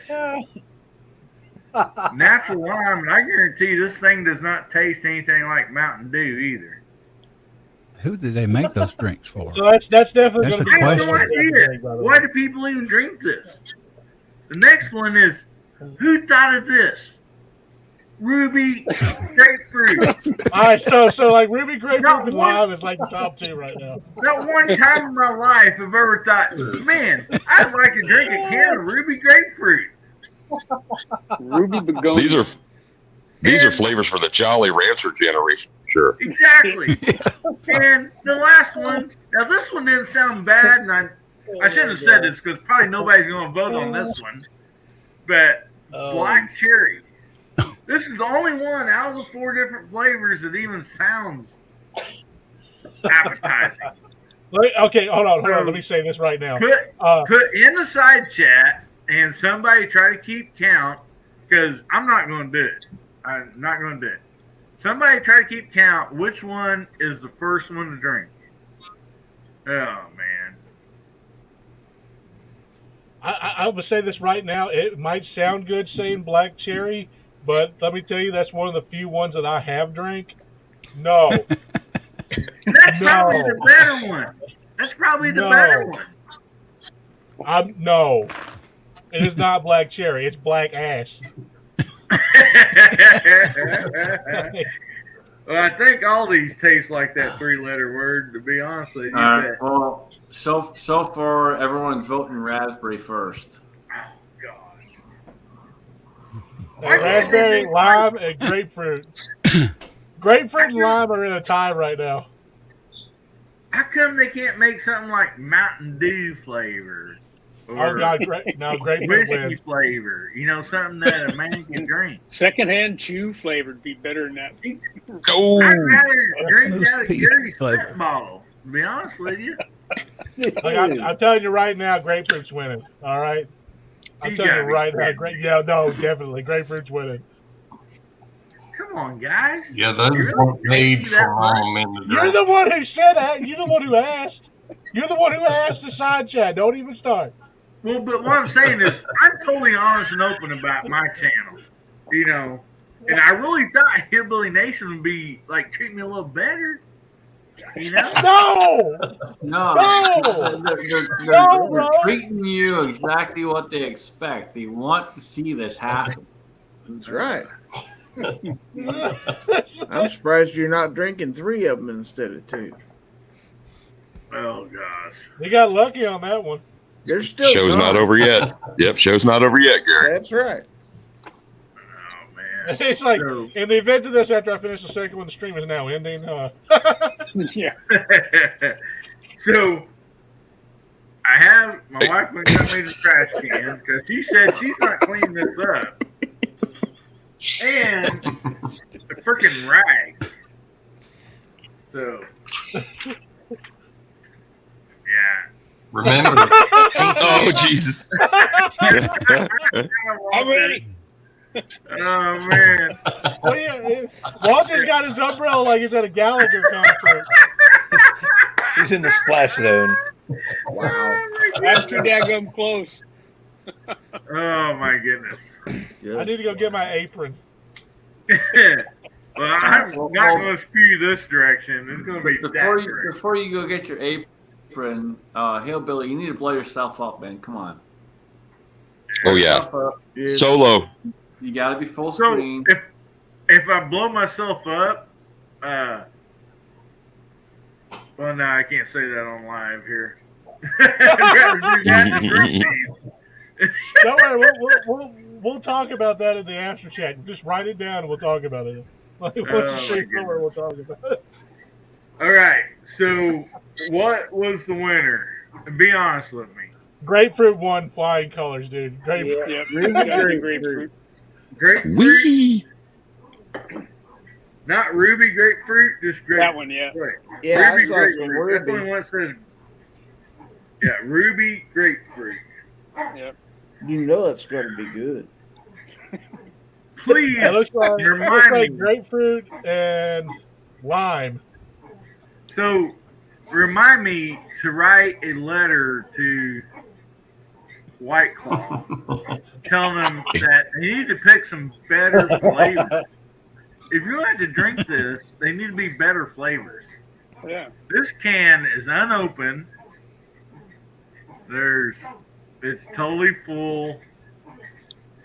Oh man. Hillbilly, is that a pretty pink pull tab you got there? It is. That is. So that matches your damn yoga pants that you're supposed to be wearing when you drink. Yeah, you need evidently ruby grapefruit yoga pants when you drink these things. You know? Now, before you open that and you start drinking it, when you go to pop the top, and you got to pop the top properly, when you pop the top, you got to scream America. I really think America would be upset with me yelling America while drinking. I mean, come on. America's drink. I'm all for America. I mean, at least they could put a dang flag on the can. That'd help a little bit. Let's pop the top and yell Joe Biden. Quit turning it on. I don't want to drink these. My dang dog's over there cheering me on, want me to drink it. Thing. All right, quit stalling. Let's go. Come All on. right, man. I'm trying. Okay. Full open there's a can. lot of hesitation going on here. There he is. Drum roll. Oh, how's it smell? Symphony. How's it smell? Oh, see, I got him. Chug it up. Look it out. You know He's what got to catch grapefruit some breath. smells like? Chug Quit that stalling. bad boy. This smells worse than grapefruit. Oh, here it comes. Pink It's going. Let's go. Get the pinky up. Pinky up. There it is. Oh, he's raising the flag. Is it empty? Is it empty? Gotta hold it upside down. All right then. Lord, please help me. He's calling him the Lord. Jesus sent an angel to rub his shoulders. It's okay, buddy. You got this. You got this. You know, when your grandmother or granny made you eat a damn grapefruit without the sugar, this is what it tastes like. I can't figure out a company put that stuff out. Why? Oh, he's he's got it. He's over. Hold on, hillbilly. Don't do it. Hang on, man. Grab a hold of your table. I got one more swig in there. Oh God! Of this one. You still got one more can to go. Come on. That's right. Gotta do that black jerk. I gotta get through this one first. Is he crying? Are those tears? All right, hillbilly. Nice Yeah. Yes. I'm proud of you so far. It's not. It's down. Let's just say. Hopefully, it stays down. Well, you're going to need to put something on that. That feeling you have right now, that's when I see a Glock. That's my feeling I get when I see a Glock. Oh man! Right there, that stomach nausea feeling right there. It's bubbling back up. Literally, it's bubbling back up. The taste. Oh yeah, White Claw's a social drink, man. It'll come right back up on you. Hey, what's going on? Hey, you having a good day? I haven't had this much fun since Alan B. Pro was drinking shots one night on Scotsman's show. Oh. And almost died. I haven't had this much fun since I saw Gunsnob get his nose bit off. Oh, that was fun. That was funny. But that was Alan really almost did die. Alan was so close to dying, it was not even funny. No kidding. Remember the hot Doritos challenge thing? Yeah. The one that Dan did. What the heck would they call that thing? Anyway, G23 got in on that thing, and I thought he was going to die. The Carolina Reaper tip. The hot Yeah, challenge. man, put him to his knees. I will say this: Carolina Reapers are nothing to mess around with. I ate a whole one time by accident because I thought it was something else, and I was sweating. I was sweating acid. Sweetie, you got any Benadryl? I might break out here. See, I got a question for you, Hillbilly. You got those yoga pants on hold because, most of the stores are closed around you right now. But I wonder, you got enough hair up under that hat to get a man bun going on? Oh, that's cold. That's cold, DJ. $20 bill live. You got man bun worth in you. I got plenty of hair. But I get my hair cut like in July and August, and that's the only time I ever get my hair cut. I got full head of hair. But I have to wear a man bun whenever I'm at work. They won't let me have my hair down. Ooh. There we Both of go. them. What's Tony get? Modelo. There he is. Let's see that again, Tony. At least it'll make me feel better, hopefully. Modelo. Mexican for beer, mate. Modelo. All right. Sweet. That would be way better than what I'm at to drink. Oh, gosh. Hell, I think you'd better off be drinking a Bud Light right now, to be honest with you. At least I'd feel like a woman. I mean, this stuff's making me Abigail. having mixed feelings here. Y'all heard it live. He said he feels like a woman. I said at least the Bud Light will make me feel like a woman. You're not So going to start talking about your emotions, are you? I saw this little dog the other day. Next thing you know, he'll be like, I saw this little dog the other day. Oh my God, it was so cute. Oh, yeah. Okay, the second. Oh man, I don't even want to do this. So the second one, you guys take a vote on what is the second one. So we have natural lime that tastes nothing like Mountain Dew, I'm sure. I could drink a Mountain Dew, but I don't know about that. Then we have the raspberry. I wonder if that Sun Gun's got seeds in it. And then we have that'd be too much flavor. The black cherry. Yep. So honestly, I gotta tell you, it's probably gonna be lime that wins. I gotta be honest with you. All right. Well, look at that sad face.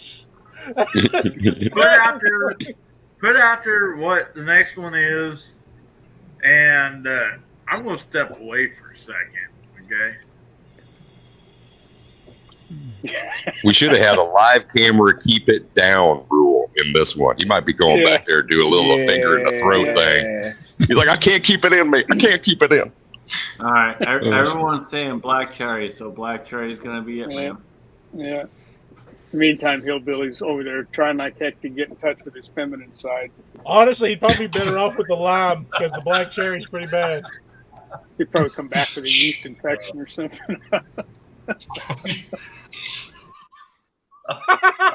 You did not just say that. Walter. Jesus.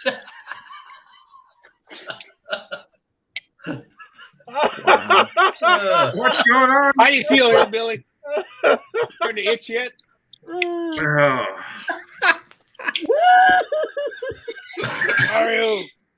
Mario's here.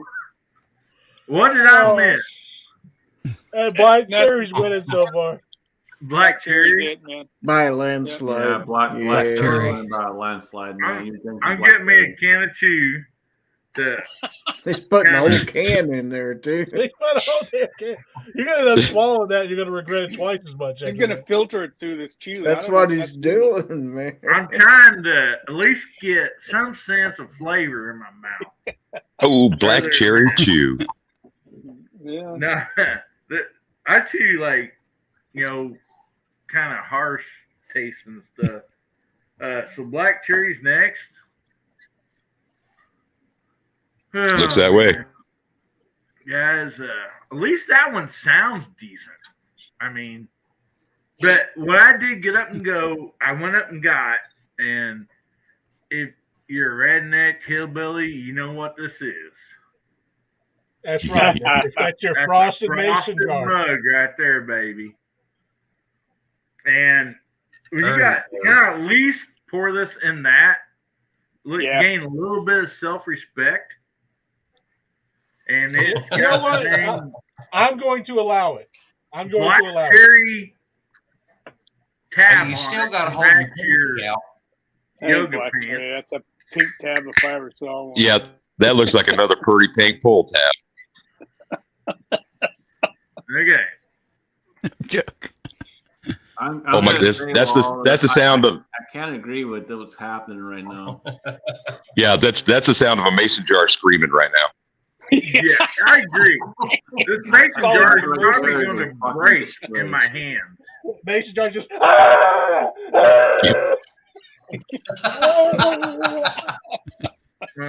Oh man, a mason jar is claiming that mason jar feels so disrespected. That stuff is clear. Wow. That is clear. Look at those. Okay, hang on. I want to show you guys. Look at those bubbles in there. They're not showing up on the camera.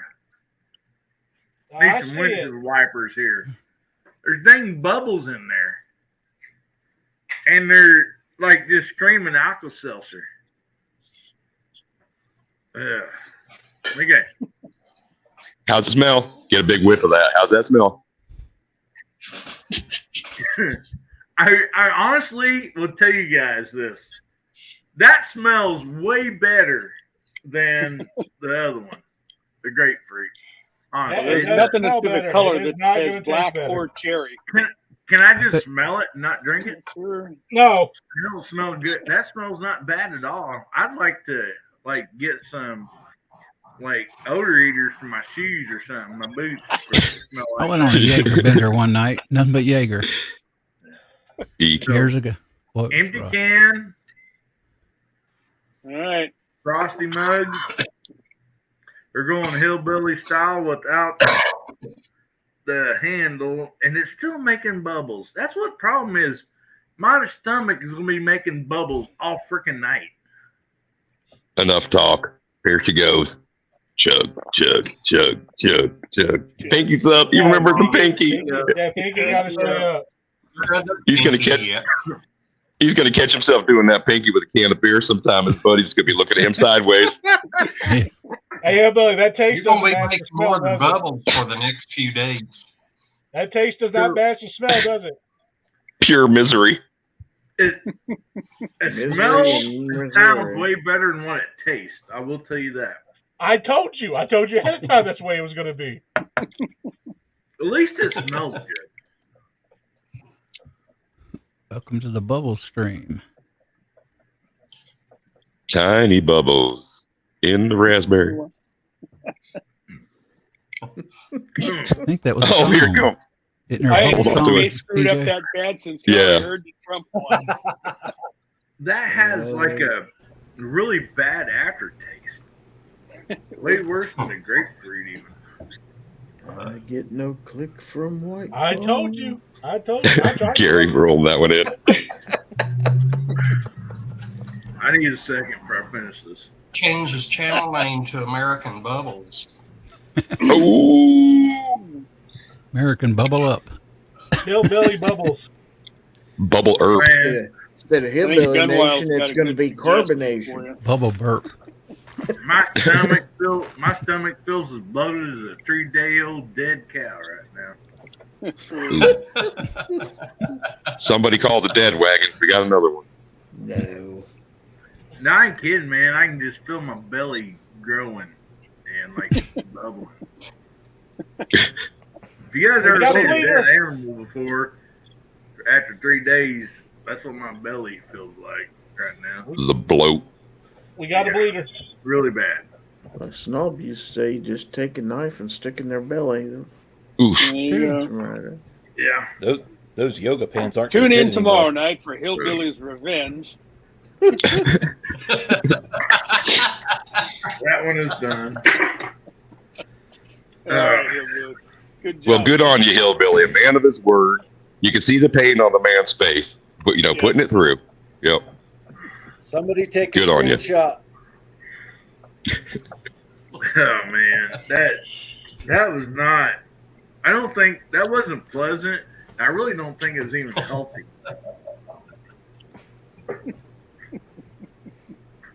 Oh my gosh. You guys may have to finish. I hope you got some screenshots of that, Scotsman. I'm going to go back on this live after this is over, take a picture of that face that you made, Hillbilly, and just show it to the next person that asks me what I think of White Claw. Yeah. So what the hell is this supposed to mean? That's what I think of White Claw. Guys, I'm sorry I'm not highlighting your comments and stuff. I love you, but things are getting serious here. He's doing all he can to not throw up right now. I know you guys think I might be joking, but there we go. Man, my stomach. Abby got the best one. Abigail. Abby. Yeah. White Claw pregnant, exactly. I told you guys. I'm not kidding about the little stomach being bloated. How can anybody possibly drink more than one or two of these things? I mean, your belly would just explode, I would think. It's the power of the pants. It's the power of those yoga pants. That's how they get her done. We have a few more contributions. We can still find out. Oh, percentage of alcohol. Let me look.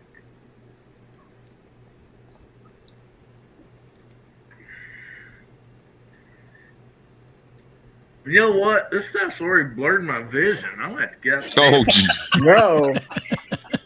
He's It's converting him. He's reached. He's going his through a seltzer metamorphosis. limit, I tell you what, man. Next thing you know, he'll be ordering us pineapple pizza over the green room. Oh my god! Well, there, fine. It's only got 100 calories. Well, as long as he doesn't talk about his emotions. It says, "Warning: Do not drink this in regular jeans." I agree. Hey, Duffer 426 has got an idea for you. Duffer says if you drink another one, you'll feel better. Yeah. You need to wash it down with something. I have to disagree with that. Okay. Now these say, "Oh my goodness, I didn't even know this." I'm gonna have to show this. Shoot, I don't want to hit exit screen. I'm gonna click on the wrong dang thing. You can always do baking soda. Activated charcoal. This says right here, see if I can get the focus. Focus. 100 calories, 5% alcohol. Gluten free. That's why it doesn't have Oh, a boy. taste. It's good for you. Gluten free. That's why it doesn't have a taste. It's gluten free. Spiked sparkling water with a hint of raspberry. I call bullshit on that. I'm still trying to think who would want that drink. Who they making it for? I don't know. I mean, me, I like gluten. Maybe that's why I don't like what or whatever. Oh boy. Whew.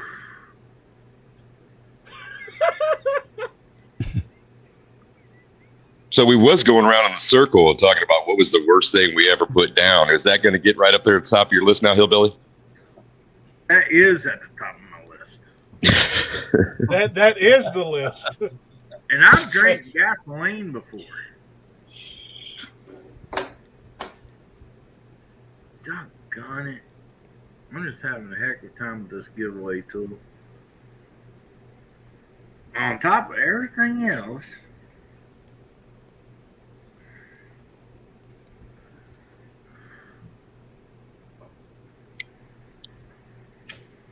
all right. So my giveaway tool is not working. I don't know what's wrong with it. Maybe it's because I drink hard seltzer and StreamYard's like, yeah, we don't allow that. I don't know. It heard hard seltzer and went on strike, Hillbilly. Just went on strike. Yeah. So I will tell you guys what. For the giveaway, see. Well, wait. Let's see. Are we going to raise any more money? That's the next thing. Because He's like horrified now. I want to see the weasel drink a dang hard seltzer.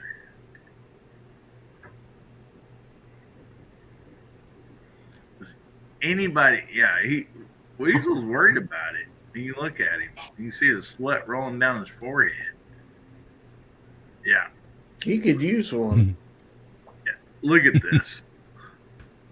The man is worried. Look at that. He's dreading. I think he's ignoring you. I think he is. Yeah. He's like, I'm not drinking any. Oh, come on, y'all. He has his head bowed in prayer right now. We know about what. Yep. Who are we to judge what a man's praying for? Yeah.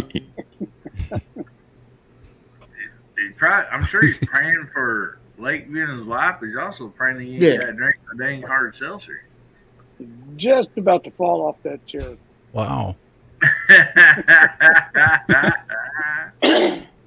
Someone get a stick. He's already been hitting the seltzer. So, I'll tell you what, guys. Hey, can somebody get a screenshot of that and send it to me, please? Yeah. Yeah. Oh my goodness! Here you go. Here's your screenshot. Whoa. Bobbing and weaving. I'm fine, officer. I swear I only had one. He's looking like Alan did that night. There's Scott. Yeah. No, Alan was clear over Can backwards. I see your license and registration, I watched sir? that. Yeah, I know. He was Well, surprised he Hello, didn't get sir. alcohol poison. Here, sir, blow into this tube. Night on I it. see I your just got that license on video. registration. so what we're Got it going on to do video. is, okay, Tony, in the private chat, I want you to put a number between, since my giveaway tool's not working, I want you to type in the private chat a number between 1 and 50. Okay? Can you And repeat that? I couldn't hear you. yeah, Whoa. I asked Tony Lakeview in the private chat, put a number between 1 and 50. Actually, do 1 and 100. Between 1 and 100. He's got a number in there. Yep, there's a number in there already. Okay, 20. Okay. We got the number. So,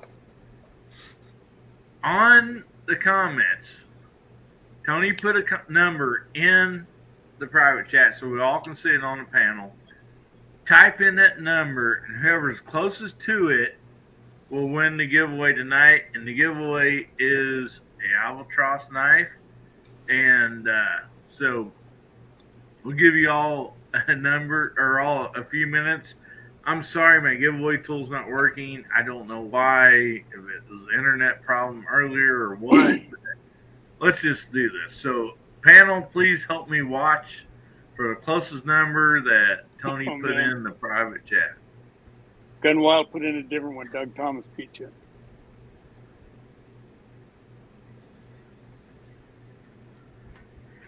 And that's one number per entry, right? One person, one number kind of thing. All right, then. Come on now, Abigail. One number.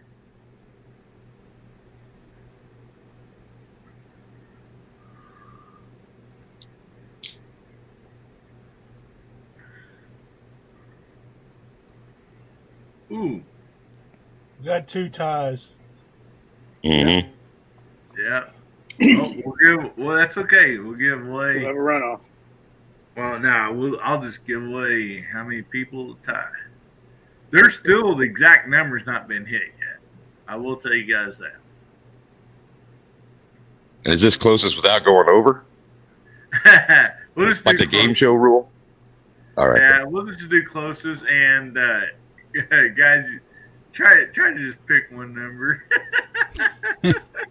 You got this software is actually double typed sometimes too, so that number will come up 2 or 3 times.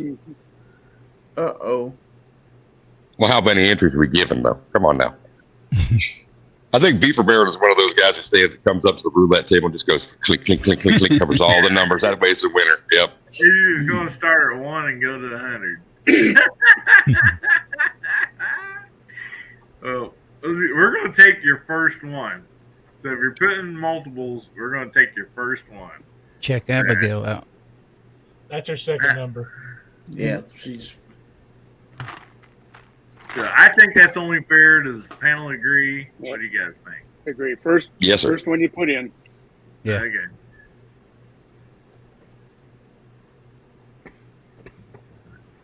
Wait, who did we lose? We lost. Don't think it was me.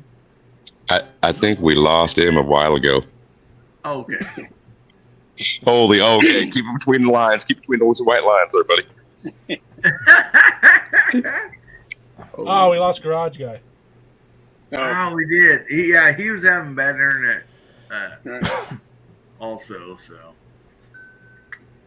Abigail 669 is a joke. It is sort of. I've never liked the view. Never did enjoy the view. Abigail, that's about your fourth number.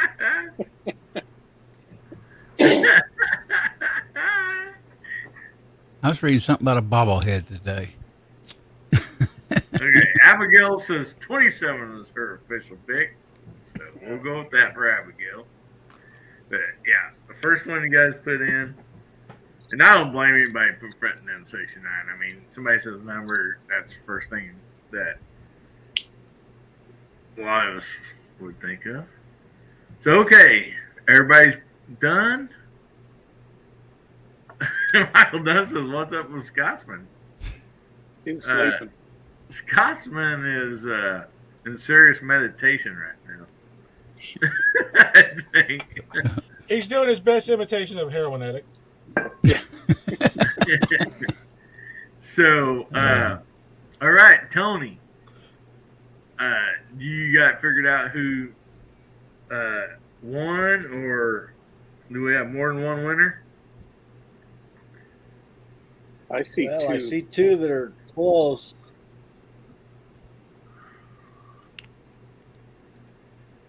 I see those two that are one number off.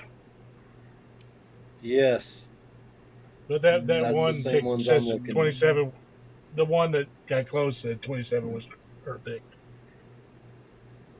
No, there's two other guys that are one number off. Mm-hmm. Yeah, Doug Thomas and Gun Wild. Yep, that's what I seen. Yep. So anyway, Can confirm. Gunwald won and Doug Thomas. You both will be getting, let me pull it up here, these two White Claws I didn't drink. Yeah. And, so I'm going to send you both an albatross knife because I'm nicer than all you guys that made me drink that. But it's for a good cause. For a good cause. So anyway, the albatross knife, you've probably seen it many times on here. I give it away quite a bit. Got a straight edge, a surrogated edge. It's got a bottle opener that if you drink White Claw, it's not going to work. So, don't even bother with hard seltzer. Try to open that. It's got a belt clip on it. It has LED light with a magnet on the back of it. It has a fire starter, and it is made out of metal. It's a dandy little knife. It's got a glass breaker, a seatbelt cutter on it, a rope cutter. It's something. Garage guys in the green room. Dropping stuff. It's something that is great to have in your range bag, in the console of your vehicle. Oh gosh. I feel a hard seltzer coming up. Anyway, so these come in red, black, blue, and green. So send me, let me put my email back up here. Guys, I'm sorry, man. I'm feeling really rough. Email me your address, and I think I might even have both of you guys' address, but go ahead and email your address and what color you'd like. And, oh, man. So, man. This stuff's about to make me throw up bad. Scotsman fell over, by the way, just saying. Scotsman fell over. He fell over? Yeah. Mm-hmm. Don't you know weebles wobble, but they don't fall down? And Hillbilly DJ's got a number for you to call. Yeah, I see that there. when you're in crisis, which you're going to be shortly, looks like. If you drink hard seltzer, you need to call that number. There you go. I'm probably going to call it as soon as I get off here. Because there's somebody that cares and wants to talk to me on there. And I won't throw you guys all under the bus. I only had to drink these hard seltzers because, I was made to. I mean, they made me do it. So anyway, Oh, There man. it is. There we go. All right. We will Welcome fall back. down. All right. Good to have you back, buddy. Weasel. Okay, here's another good one here. Who do you call to talk about White Claws?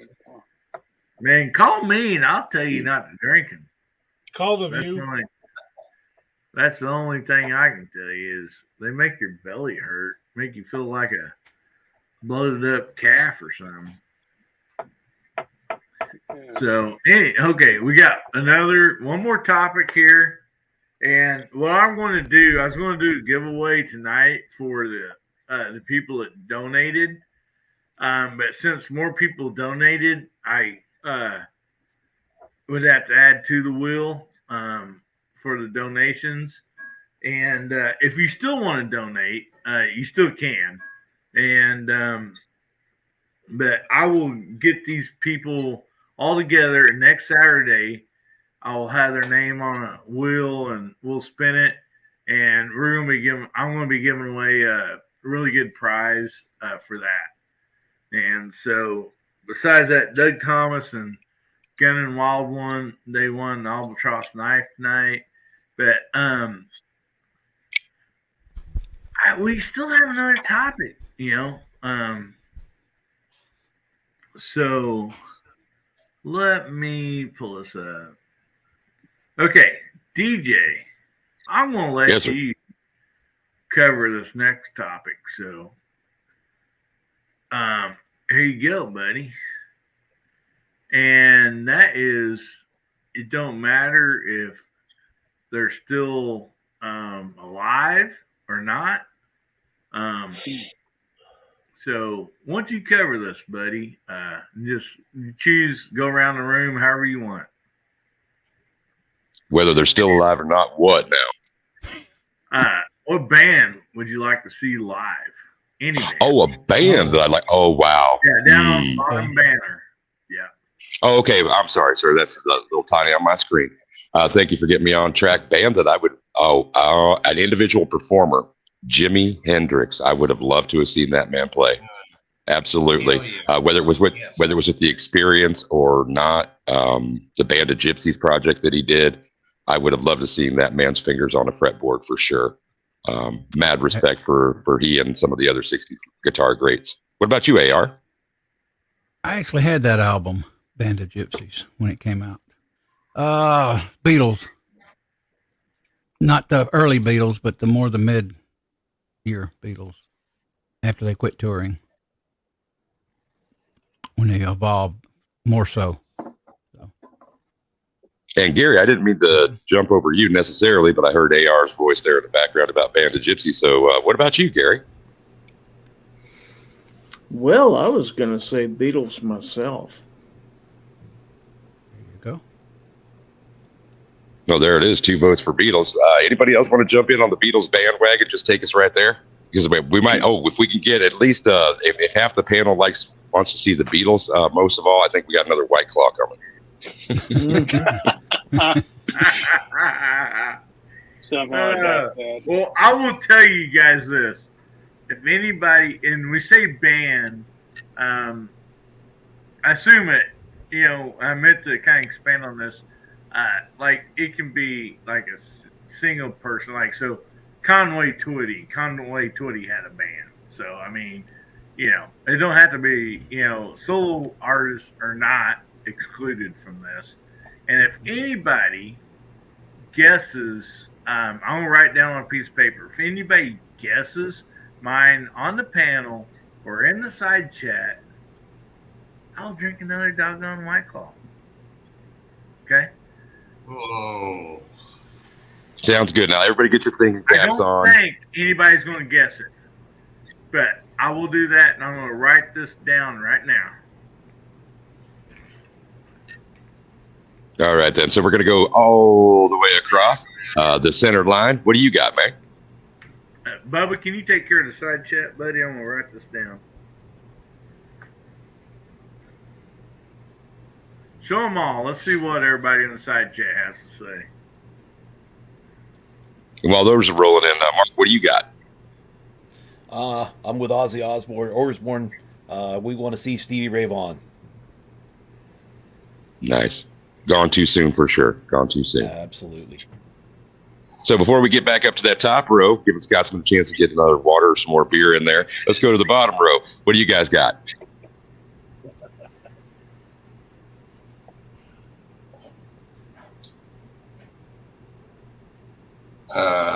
Me or Lakeview first?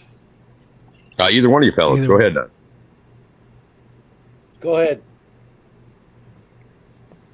Now I've seen this singer with his band back in the mid '70s, Freedom Hall Civic Center, Johnson City, Tennessee.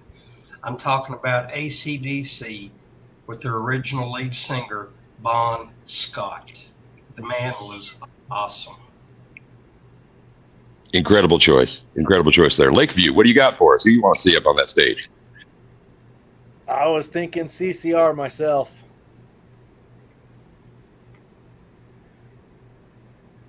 Excellent choice. It's kind of sometimes hard for those brothers to get along, but John Fogerty sure had a nice solo career there. CCR coming up on the stage. Scotsman, we're swinging all the way back around to the top. What you got, man? Who you want to see up on that stage? Well, you said he's got to drink another hard seltzer, so I got to go with the Beatles, man. Right on. Got that going on. Walt, what you got, man? I lost my mic. We'll get it back here.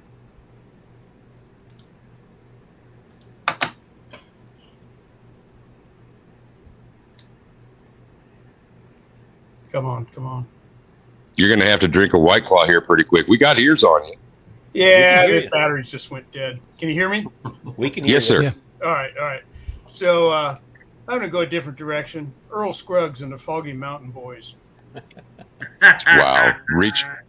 Good one. Reaching back. Would have loved to see seen that pair, Flat and Scruggs, together, getting the picking on. Scruggs, man. You got to be Absentive. to like those guys, but they were good. I have seen the monkeys before. Shoosh. I've seen a couple in the zoo, but I've never seen the one that ends in a double E. So, Bubba, what you got, man? Who's going to cross that stage and do a song for you? See, it's hard for me to choose between two. The first one, I'm going to have to agree with Abigail. I would love to see Pantera back together. You know, with Don Bagdale still be alive, and Vinnie Paul still be alive. But the other one that it's kind of above them would be to see the Ink Spots live. Wow. That's a surpriser. Imagine not just to me, but some others on the panel. Tell us a little bit more. Why you got a fandom for those guys?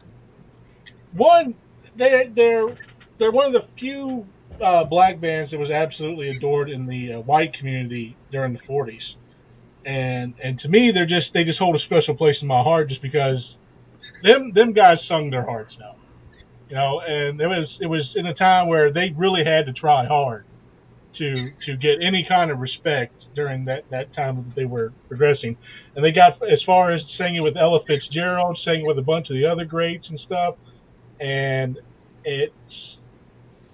I just love their I Don't Want to Set the World on Fire song. That one got me hooked. Plus, every time I hear them, I think of Fallout 4. So okay. It helps me out too. So it's just like every time I play Fallout 4 and they'd start playing the songs, I'm just like, oh my gosh, I had one of them records. Right on. Now, Hillbilly, you've had a chance to scribble your scrawl down on that piece of paper, which I hope you will put up to the screen to show us. Everybody's going to type in a rigged with a hashtag on it if you don't, kind of thing. We're keeping an eye on that text chat. Who is it that you want to see? I think somebody's nailed it on the side chat already. I wrote their name down. Rigged.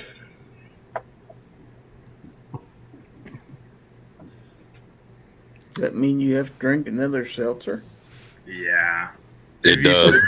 You pick the band you want to see, and then pick the one that you think I want to see.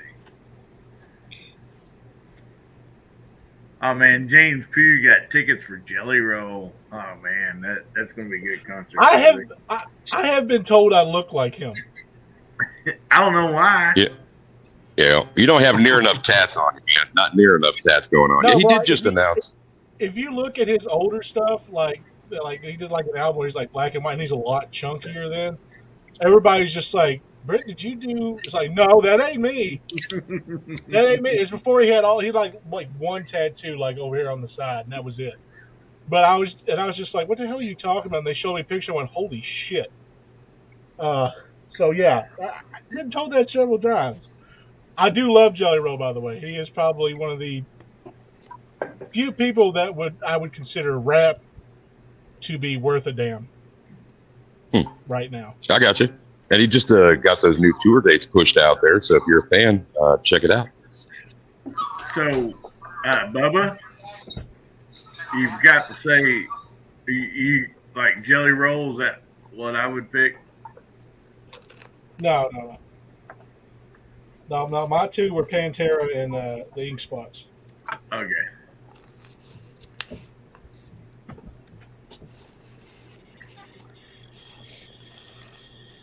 Oh man. So you got going to the panel already? Oh, with the panel, did you want? Yeah, we already jumped all the way around with our guesses, unless it is that, or with what the performers that we want, unless you want us to take a shot at who your performer is. Yeah, we're ready to see. Oh, you do then? All right. Well, then back around the horn to you, Bubba. Who do you think that Hillbilly would choose?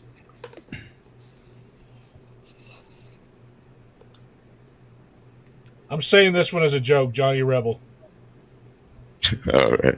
Just kidding. Let's go clockwise and then snake it at the turn from Scotsman and bring it back around for me to that bottom row. So, Walt, what you got? Bee Gees. They were good. I'd say he'd want to see the Bee Gees. All right, then. It just seems out of place, you know. Long shot. Got a dark horse candidate out there. What about you, Walt? What you got? I'd go with Elvis. Well, that's a good one to put some money down on for sure. Okay, so Scotsman, what do you think what artist do you think that Hillbilly wants to see serenade? Oh, I'm gonna have to go with Waller on this one. I'm gonna say Elvis too.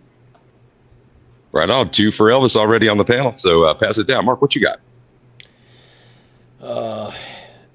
Yeah, I don't know. I'll go along with the Elvis one too. All right, that's an easy 3. AR Guns. You're going to put a different spin, or are you going with the king? Elvis, the king. All right, then we got a quad. Giz or Gary? You're going to go with those Beatles again? Think Hillbilly's a Beatles fan? No, I'm going with the unforgettable Nat King Cole.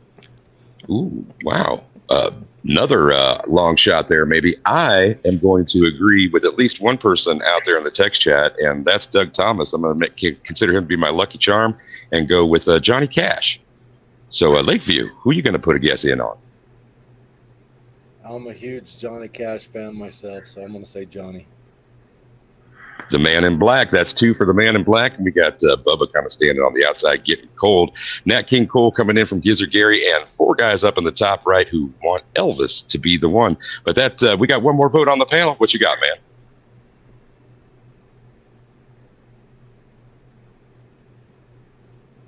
You muted, you muted, Mark. There you go. All right. Can you hear me? Yes, sir. Yeah. All right. I do want to say Elvis, but I want to throw a dark horse in there. Otis Redding. Oh, man. Otis. Nice. Otis! Absolutely. The man. Off of the Bay is so cool. Oh, yeah. Oh, yeah. That and many others. And that hit, just a little quick trivia. I am the DJ, right? That one hit of his that went all the way to the top came posthumously. That was after he passed at Dock of the Bay and went all the way to the top. And he has so many other great tunes out there. If you only know Otis Redding for that one cut, do yourself a favor and go check him out. Hillbilly, we went from the bottom. We're coming back up to the top. Anybody on the panel or out there in the text chat, get it? What do we got? Oh, man. This is very hard. And I will tell you guys, everybody on the panel and everybody in the side chat name bands that is definitely worthy, and so many of them are my favorite. And so I chose a band that because it's any band or performer that we could see. And so a lot of these people that are alive, we can still see those. And so I'm not for sure, but I think I got the first person that put it down in the side chat. But here, I guess, blow myself up here. That dang hard seltzer's done a great job blowing me up. But anyway, so number 1, Elvis. Number 2, Stevie Ray. And when I was looking at the side chat, I think Gun and Wild one was might be the first one to say Elvis. I'm not for sure, but I seen him throw that out there early. Oh my goodness, yeah, Elvis would be one, but every one of these bands are wonderful bands that I would love to see again if I've not seen them. But man, everything coming in, Johnny Cash, everything from Otis Redding to Johnny Cash, Hank Sr. I mean, all these are just wonderful deals. I mean, I would love to see each and every one of them. Man, wow. I guess we got 2 hard seltzers left here, doggone it. And I did talk myself into this one, and it's not because I like it, but I love Hillbilly Nation, and I love bringing them laughter and joy. And if my drinking hard seltzer is going to do that, then that's what I'm all about. I'm all about Hillbilly Nation. So what got left? We got lime, and it's natural lime. I mean, I hate to have artificial lime in there. And we have raspberry. I think it's only fair that Gun and Wild picks which one. Okay. Nice touch. Nice touch. I'm up for that. And if Gun and Wild says just drink shot of moonshine, I'd be all up for that instead of drinking these. Go ahead, Big Jeff. Go ahead, Jeff. Let him know. Let him know which one he needs to drink.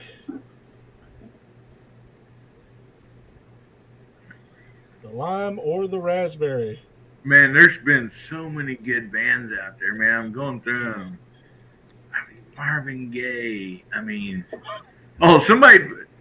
I gotta highlight this. Not Don Ho. Hey, I watched Don Ho back in the day when I was a little kid. 1966, 1967, he's Tiny Bubbles. So I think there's a hidden joke underneath that comment. Tiny Bubbles in the wine. Hey, Big Jeff says you're drinking the lime. There it is. Also, two other people I'd like to see back alive and see in concert, just to throw this out there, Jerry Lee Lewis and Waylon Jennings. Oh, yeah. Well, fair. Do you know, I actually got to see Jerry Lee Lewis and oh my goodness, Chuck Berry. They always had a feud together, right? Okay, Walter, I see it. So Chuck Berry and Jerry Lee Lewis always had a feud together, and correct me if I'm wrong, DJ, about who's opening for who. And yeah, particular concert that I seen,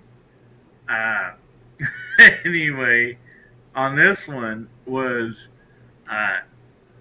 Jerry Lee Lewis was opening for Chuck Berry, and Jerry Lee Lewis went way over his time, and damn near would not get off the stage.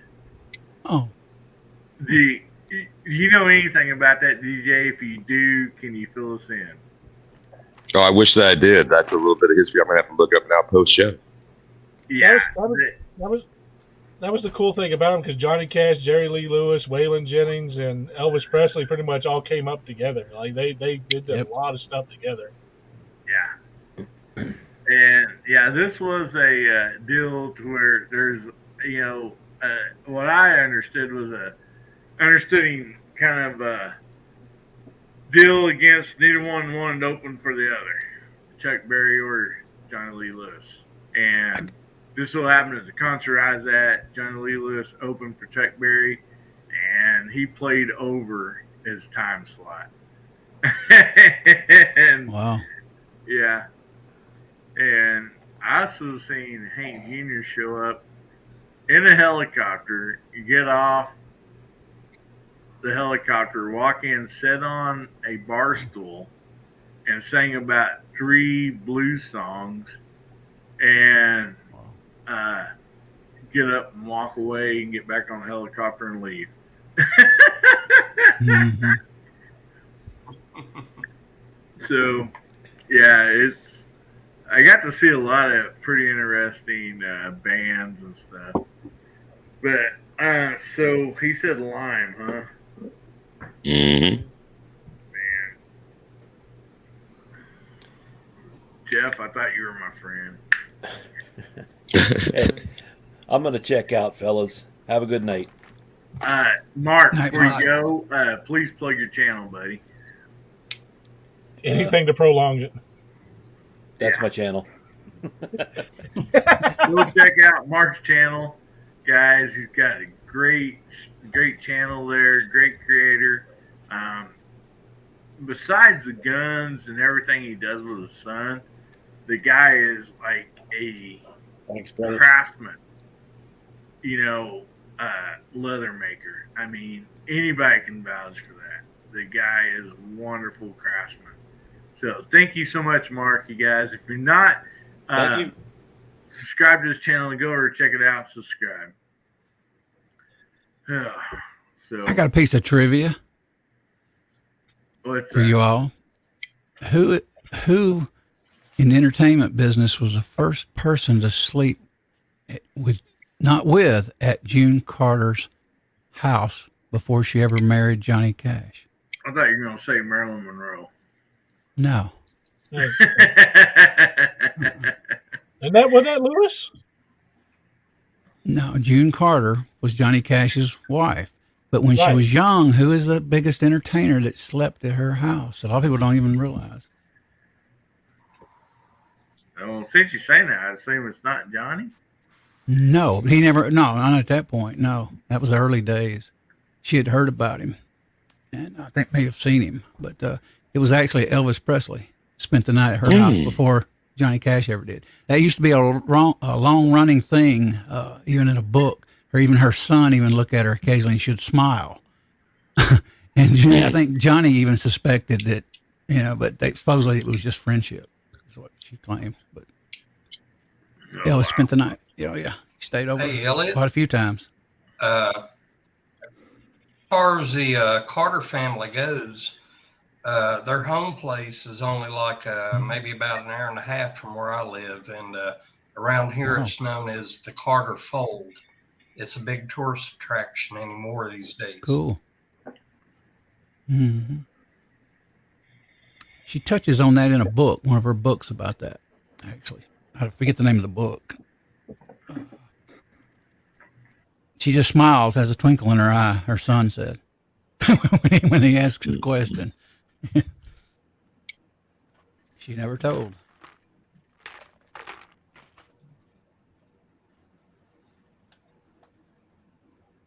So Hillbilly stepped away for a second. Looks like is he summoning up some extra courage? Is that what's going on? Hillbilly, you got your courage up under you? You gotta excuse me for a second. I don't know if I can do this last one. Uh-oh. I'm glad actually that he muted that mic too. It looks like he turned a little green. He saw that lime color can, the pull tab on that. And he just went a little green himself. I think there's an emoji for barfing out there, isn't there? Oh, poor guy. Poor fella. Yeah, you might have had to go find a trash bag or something. Hey, if most alcohol is considered liquid courage, right? What is the White Claw? Oh, liquid quit.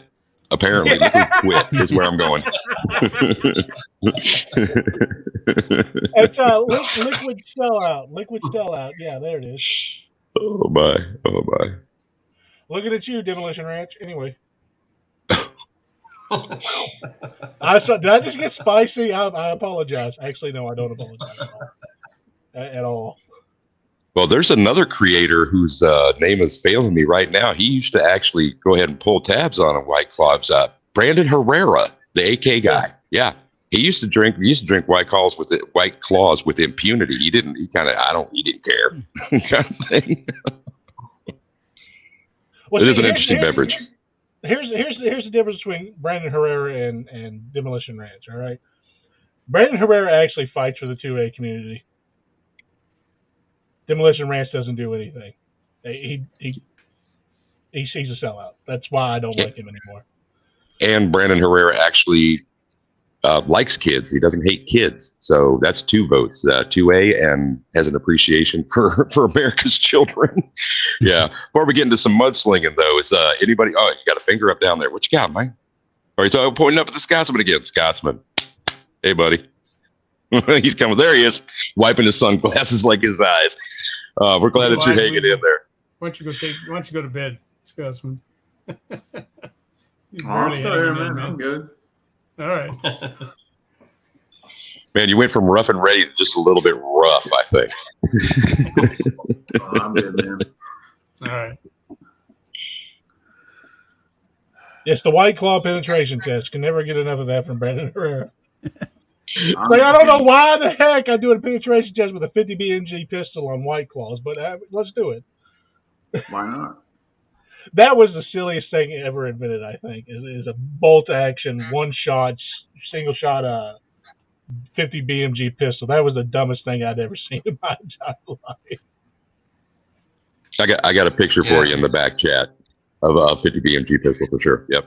Bang. Yeah. That was more of a novelty thing, I guess, maybe for collectors or something. I do know that the only person that has ever owned a 600 Nitro pistol has been Kentucky Ballistics. Wow. It was literally custom made. They have not produced those ever again. It was the only one ever made. And it broke.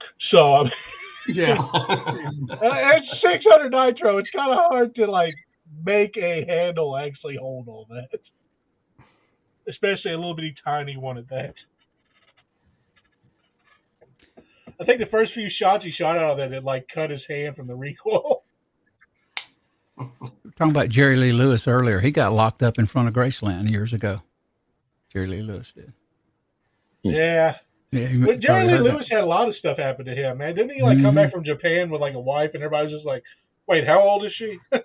Oh, it destroyed his career back in the day. She lives not far from me now. His cousin. Didn't he marry his 13-year-old cousin or something like that? Yeah. Destroyed his career back in the day. Mm-hmm. Yeah, she lives in Snellville, Georgia. At least she did. I assume if she has not passed away, she's still there. That's not far from me. Yeah, no, Fudd. I have seen the 4-bore. Yeah, that thing shoots a marital aid. That is not a bullet. That is a marital aid. All right, I don't care what anybody says. Once you're shooting something that big, it's either a marital aid or an artillery shell. Okay, you don't. It's not. No. And I did the math on that. It's a lot more than 200 pounds of recoil. I did the math on that. It's like 260. Yeah. So that's not 200. It's 260. Yeah, I gotta say one of the biggest pops I took to the shoulder wasn't expecting for an 8 gauge to be that much different than a 10. Oh goodness, there is just a little bit of a difference in the way those things buck. Yeah. Consider the fact that most 8 gauge and 4 gauge and stuff like that are literally all brass. Mm-hmm. Like their casings are all brass, so it's just like, this ain't gonna be good. Good God. Well, I can't use this arm anymore. Thanks for watching, fellas. There goes my career.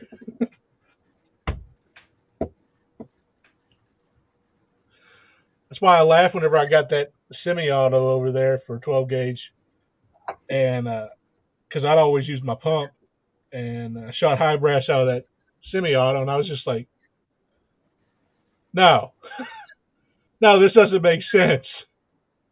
This is shooting like bird shot out of my pump. I don't even know what's going on. It's like, I bet my grandmother could shoot this, and she's got arthritis and all kinds of other stuff wrong with her hands. Semi-autos are cool shotguns. I like that one. It won't cycle cheap ammo. I'll tell you that right now. It will not cycle like a state or anything like that. And if it's under a 1 ounce load, forget it. Forget it. It's not cycling. You all right back there, Hillbilly? He's dying, man. I think he's throwing up. He's out in the front yard waking up the neighbors. Yeah. He could be doing baking. He could be doing baking soda. That'll kill that stuff quick. It will cycle federal though. Huh. We'll cycle federal low brass. Yeah, he might be out there calling Ralph into dinner. Ralph. Hold on.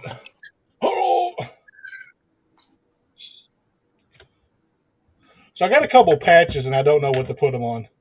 This is killing me. Oh, he's alive. Hall of glory. He lives. Yeah. You all right? I don't feel good. That's what you're asking. There's the White Claw. There's Hillbilly.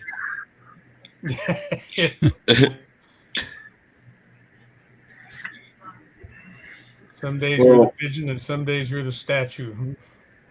Yeah. And that's Hillbilly's stomach right now. No, my stomach in this trash can beside me looks way worse than that, bro. Ooh. I'm sorry, guys. I did have to throw up. I had to go rinse my mouth out and brush my teeth. And Gun Wild One, man. I know you picked the right one, and he says don't drink it. I honestly don't think I can, man. I think I threw up the 2 that I already drank, and I'm not lying. Oh boy, I don't feel that was rough. So, Hillbilly, what flavor is that last can you're going to rinse the taste of that vomit out with? Well, I don't know which one it was, but I went to crack open that lime and I lost it, man. I can't do it. Buddy's just rejected it, huh? I'm a man of my word, so I will do it, but I don't want to show throwing up on this live channel. Well, actually, Jeff says don't drink it. Jeff, I love you. I'll send you an extra dang knife if I ain't got to drink. There you go. I tell you what you do. Make a video specifically destroying that can in the worst way possible. Yeah, I think that makes up for it. What do you think, Jeff? Just have him do a video of him just destroying that can. Yeah. I don't know. Get dragon breath around and just blow it to pieces.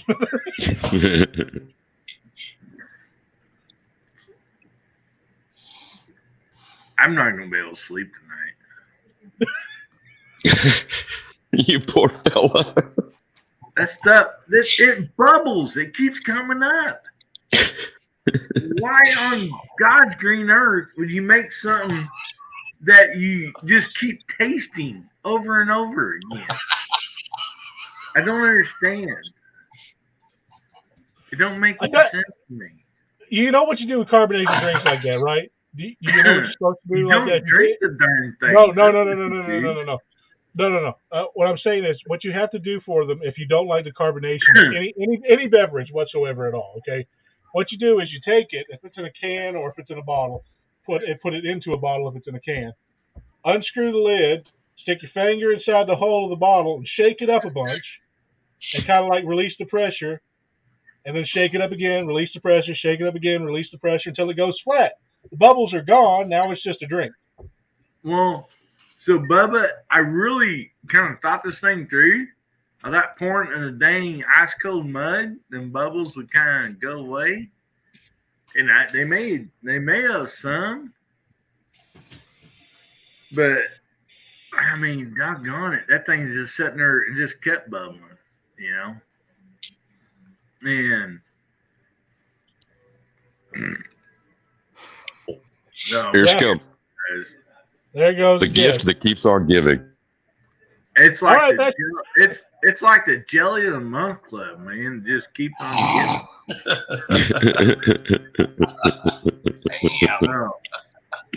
giving. Jeff says Tannerite in the White Claw. There you go. Tannerite around the White Claw, and there you go. All right, there it is. Well, whatever I got left in there, which would be I bought a 12-pack for this, put in the refrigerator so it's ice cold. So there's 10 of them left, but yeah, I'll strongly consider that. Oh man. Whew. So we've gone way over time because it's my fault. The stinking internet wasn't working. I strongly apologize, guys. I mean, honestly, it was something that I could not do anything about, and I really apologize for getting a late start. I hope you guys enjoyed this. Man,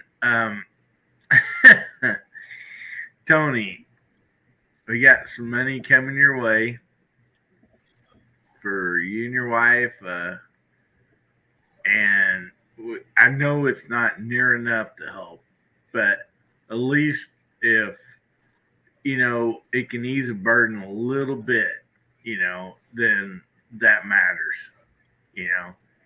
If anybody watches my videos, I'm talking to everybody out there watching tonight and on the reruns, whatever. I always say, make somebody's day better, and this is what we're trying to do. We're trying to make somebody's day better. So, if you got the extra $10, $5, $20, it don't matter. There's no minimum amount, because one thing I've learned is, there's strength in numbers. And that's kind of what this 2A community is about. Maybe not one person can do anything, but the strength in numbers, we can do a lot, and I don't even want to talk about numbers when it comes to the hard seltzer. Those can really, I say we need to take out a country, we just drop hard seltzer on it and let them drink that. And that's chemical warfare, man. Did they outlaw chemical warfare? That is, I think so. Well, can I add something to that real quick, Hillbilly? You bet you, buddy. Help yourself. So, you're talking about the numbers and all that, man. And honestly, it doesn't matter how much you guys donate. 100%. You guys come together, and every single time we've done something like this, it's just been impressive as to what happens. And I will say with this one, it's been incredible from the get-go. And Edward Petty stepped up to the plate big time and threw out that 94 unfired. And, I mean, wow. Wow, man. Can somebody share that link on here? I think I got one or two moderators out there. But it's incredible to see people come together, and it happens every single time we've done these things. And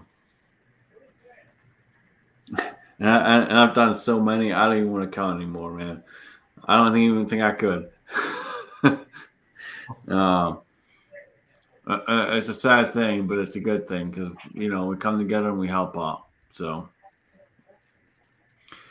I appreciate everyone out there that jumps in and helps and does everything that they do to make this happen. Because trust me, it's not a small feat, but you guys make it happen. And the people that are sitting in the back that are receiving this really do appreciate it. And Tony can speak volumes for that.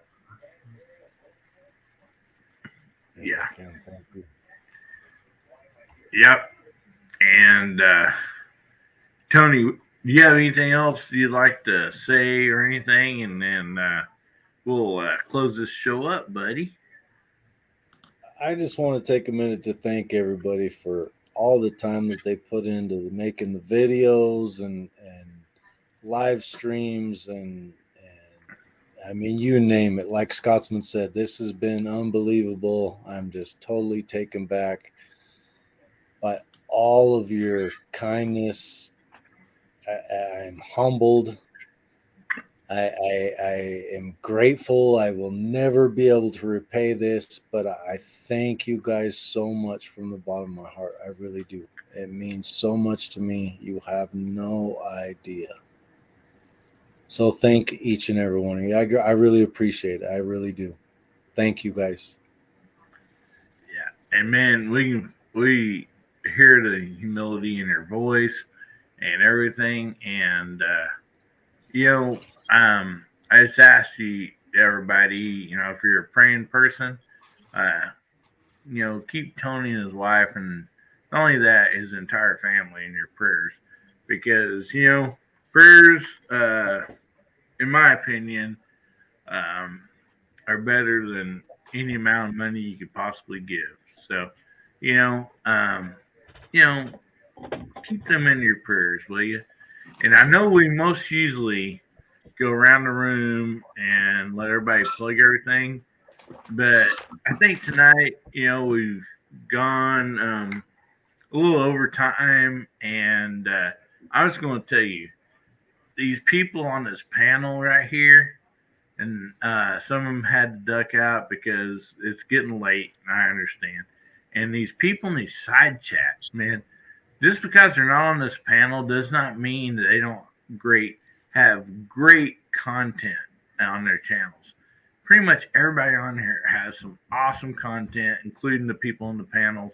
So go check out their channels, guys. I mean, honestly, you won't be disappointed. I'm so thankful to be in this community that we have here. It's another family. I mean, it honestly is. It's besides your own blood family. This is a family that they care about you. Uh, they are with you through your ups and your downs. I mean, I've not seen anything like this. And people say the internet, yeah, man, there can be some bad stuff on there and all that. Yeah, but it's all on how you use it. And so we've been taking this internet and making it for good. So, do that. Make those comments good and positive. Uh, band together, with your community and do something positive for this world, because this world needs it. I mean, it honestly does. And I call myself American Hillbilly, but I have friends all over this world. And when it comes down to it, we're the same people. I mean, we all just love life. We want what's best for our country, our family. So, get out there and make somebody's day better, will you? And I'm going to leave you guys with this, like I do on every video. Okay, guys. Remember, God, family, and country, and make somebody's day better, will you? It's so easy to do. You can just do it with a smile, with open the door for somebody, giving that coworker, a cup of coffee. It don't even have to cost you nothing. You can do stuff for free, but make sure every day you try to make somebody's day better. And if the good Lord's willing and the creeks don't rise, we'll all be seeing you again. I love you, Hillbilly Nation. Everybody say good night. Good night, everybody.